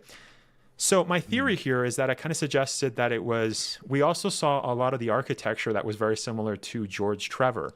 George Trevor being, of course, the architect that made a lot of the mansions, or inspired a lot of the mansions that we've seen throughout the games. That hospital looks very similar to that. And at first I didn't put 2 and 2 together, but after researching or just looking up George Trevor's past, this is something that I forgot, but George Trevor is actually, guess where George Trevor is from? He's actually from New York. So it wouldn't be far-fetched if George Trevor's first kind of buildings that he's made was a hospital in the New York area, right? And then that's where we're kind of seeing Grace kind of do an investigation, or that's where she gets kidnapped. It seems like that's what happened, right, from what we can ascertain from the trailers, with like the stab wound and her being upside down, like left like that. So, but yeah, what are your thoughts on that? Where did you personally think that the locations were? Do you think there's 2 locations, or do you think this is all just Raccoon City, like a lot of my viewers were kind of speculating on as well? I think it's definitely going to be, well, not definitely, but it's probably going to be 2 locations, just because I feel like it's going to be like this. They have this. Oh, sorry. They have this. They make you go to the hotel, right? And it's not in Raccoon City yet. And then they make you go through what would be the beginning section of the game, where you're probably getting chased by that big monster or whatever. And eventually it comes to a moment where, I don't know, you get knocked out, and then you wake up and you're in Raccoon City. It's gonna, you get knocked out, it's gonna be like Resident Evil 9 Requiem, and then moving on, and then goes to Raccoon City. That's where you wake up. I feel like they're gonna play like that, but that's just completely a guess. Okay, so did you manage real quick? Did you manage to see the extra footage in the Resident Evil portal? Yeah. You did. Yep. Yeah, it's that where you're in the alleyway and you're just like crouching around and you see the yellow paint. I feel like that's not a part of Raccoon City, and that's going to be us getting into the hotel, because her boss sends her or talks about the investigation, and I feel like that's going to be us trying to get into the building, and that's why they showed it. Oh, I see. Speculations on that. So just to get things straight, so you're suggesting that the hospital that we saw in the first footage with her kind of upside down and all that, that's her in Raccoon City, but her in the streets of like what seems to be New York or whatever is her going into the hotel. That's what you're suggesting. I see. Yeah, for me it's the opposite. I think the New York that she's going into the hospital, and then later on that'll lead to her going into the hotel in Raccoon City, right around that area. But yeah, I see. Yeah, that seems to be more in line with what a lot of people are kind of suggesting, where it seems like we will be going. But it's interesting though that you also see that there seems to be a potential for 2 locations, right? So yeah. That's. What they could probably end up doing is they just show Raccoon City for the sake of marketing, and then we don't even like go there. It's just like, oh, but this is gonna be Resident Evil 10, where all the characters are gonna unite, and it's gonna be like the best marketing ever. It's gonna be like a build up to it, but I don't think that's how they would do it. But you never know. Yeah, I mean that could always be the case. Or one thing that I suggested too is that if I think I'll suggest it right now. It seems like if Raccoon City is really destroyed, there's no real locations to kind of check out. For thanks to the thermobaric bomb, it might seem like. This is something I brought up in my video, but it might seem like it wouldn't be far-fetched for us to see maybe a different nest, right? A different nest from Raccoon City that maybe Jill or Leon never encountered. So this is just a different nest that, maybe that's where the bad guy is kind of doing his experiments or doing something that's, you know what I mean, that's trying to take over or infect the world with something else, right? So There's so many nests in the lore. Yeah. Teddy says New York, Chicago, or Philadelphia. Yeah, it seems like it's definitely on the East Coast, right? It just gave me that vibe. Yeah. But yeah, familial aspect. Well, anyways, yeah, I think those are all the unless you had something you wanted to add or wanted to ask me about or talking about Resident Evil 9 that you wanted to mention. Yeah. The Raccoon City is like generally known to be in the Midwest. No, east. I think it's Midwest. We can search that up. Okay. Yeah, we can search it up, but I'm pretty sure it's Midwest. Raccoon. Because I don't think they give us a concrete No. state, but they give us a general location in the United States. Also, Yeah, what is up, Alex? Midwestern. And where does Midwestern United States? Let's see where that. Now where? Illinois, Indiana, Iowa, Kansas, Michigan, Minnesota, Missouri, Nebraska, North Dakota, Ohio, South Dakota. So it's actually kind of like where I live, bro. That's where, I guess not really. I'm no. wondering. No. So it's not. Really. Oh, man, I'm trying to think because like Resident Evil 7 was in Louisiana. Yeah. Right. That's like South, right? Yeah. So. Yeah. Just trying to see if maybe there could potentially be a connection to Louisiana. Resident Evil 7, but I don't know. Someone in my chat suggested that it would be interesting if they saw connections, and I never read that. Sorry about that. I actually don't remember who said it, but somebody said the connections. That would be an interesting thing because I thought it almost felt like the connections were not really mentioned. There was a little section in RE8 Village. It would make sense if we got it like lore-wise, we got more of the connections in RE9, but just because the reason I say that is just because of the RE9 director, he directed RE7 Revelations, so we might get that. But it could also be that they just toss that story out the window, very similarly to what they're doing with RE8, right? They're kind of just chucking that story with Chris going to the VSAA Europe branch, like that's located in the UK, right? So I don't know if that's going to be that's the case though, right? This is premature. Like I said, they could just make a DLC that goes back in time and kind of tells us what happens. Maybe they make another Revelations game, Revelations 3. So that's always the case, right? But yeah. Anyways, man, thank you so much, dude. As mentioned, guys, make sure to go check out Mayor Munoz for some RE challenge content. And thank you so much, man, for stopping by the channel. This has been fun. Kind of just picking your brain on RE9 and stuff, and discussing it, dude. Yeah, we gotta wait 7 months. That's not too bad though. That's not too bad. Like us RE fans are we're eating good. Like we're kind of spoiled. I'm fine with it. I'm fine with it only for the simple fact that I need to get a new PC in within 7 months, and I think that's plenty of time to get a new PC. 7 minutes is all I can spare to play with you. 7 months, 7 minutes. Yeah, dude. Sorry, I had to play that. But anyways, thank you guys. All right, guys. Anyways, that's it, guys. Thank you for the discussion. This will be turned into a video, so make sure to go check that video out. I might add some stuff.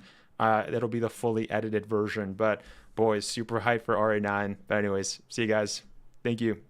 See you.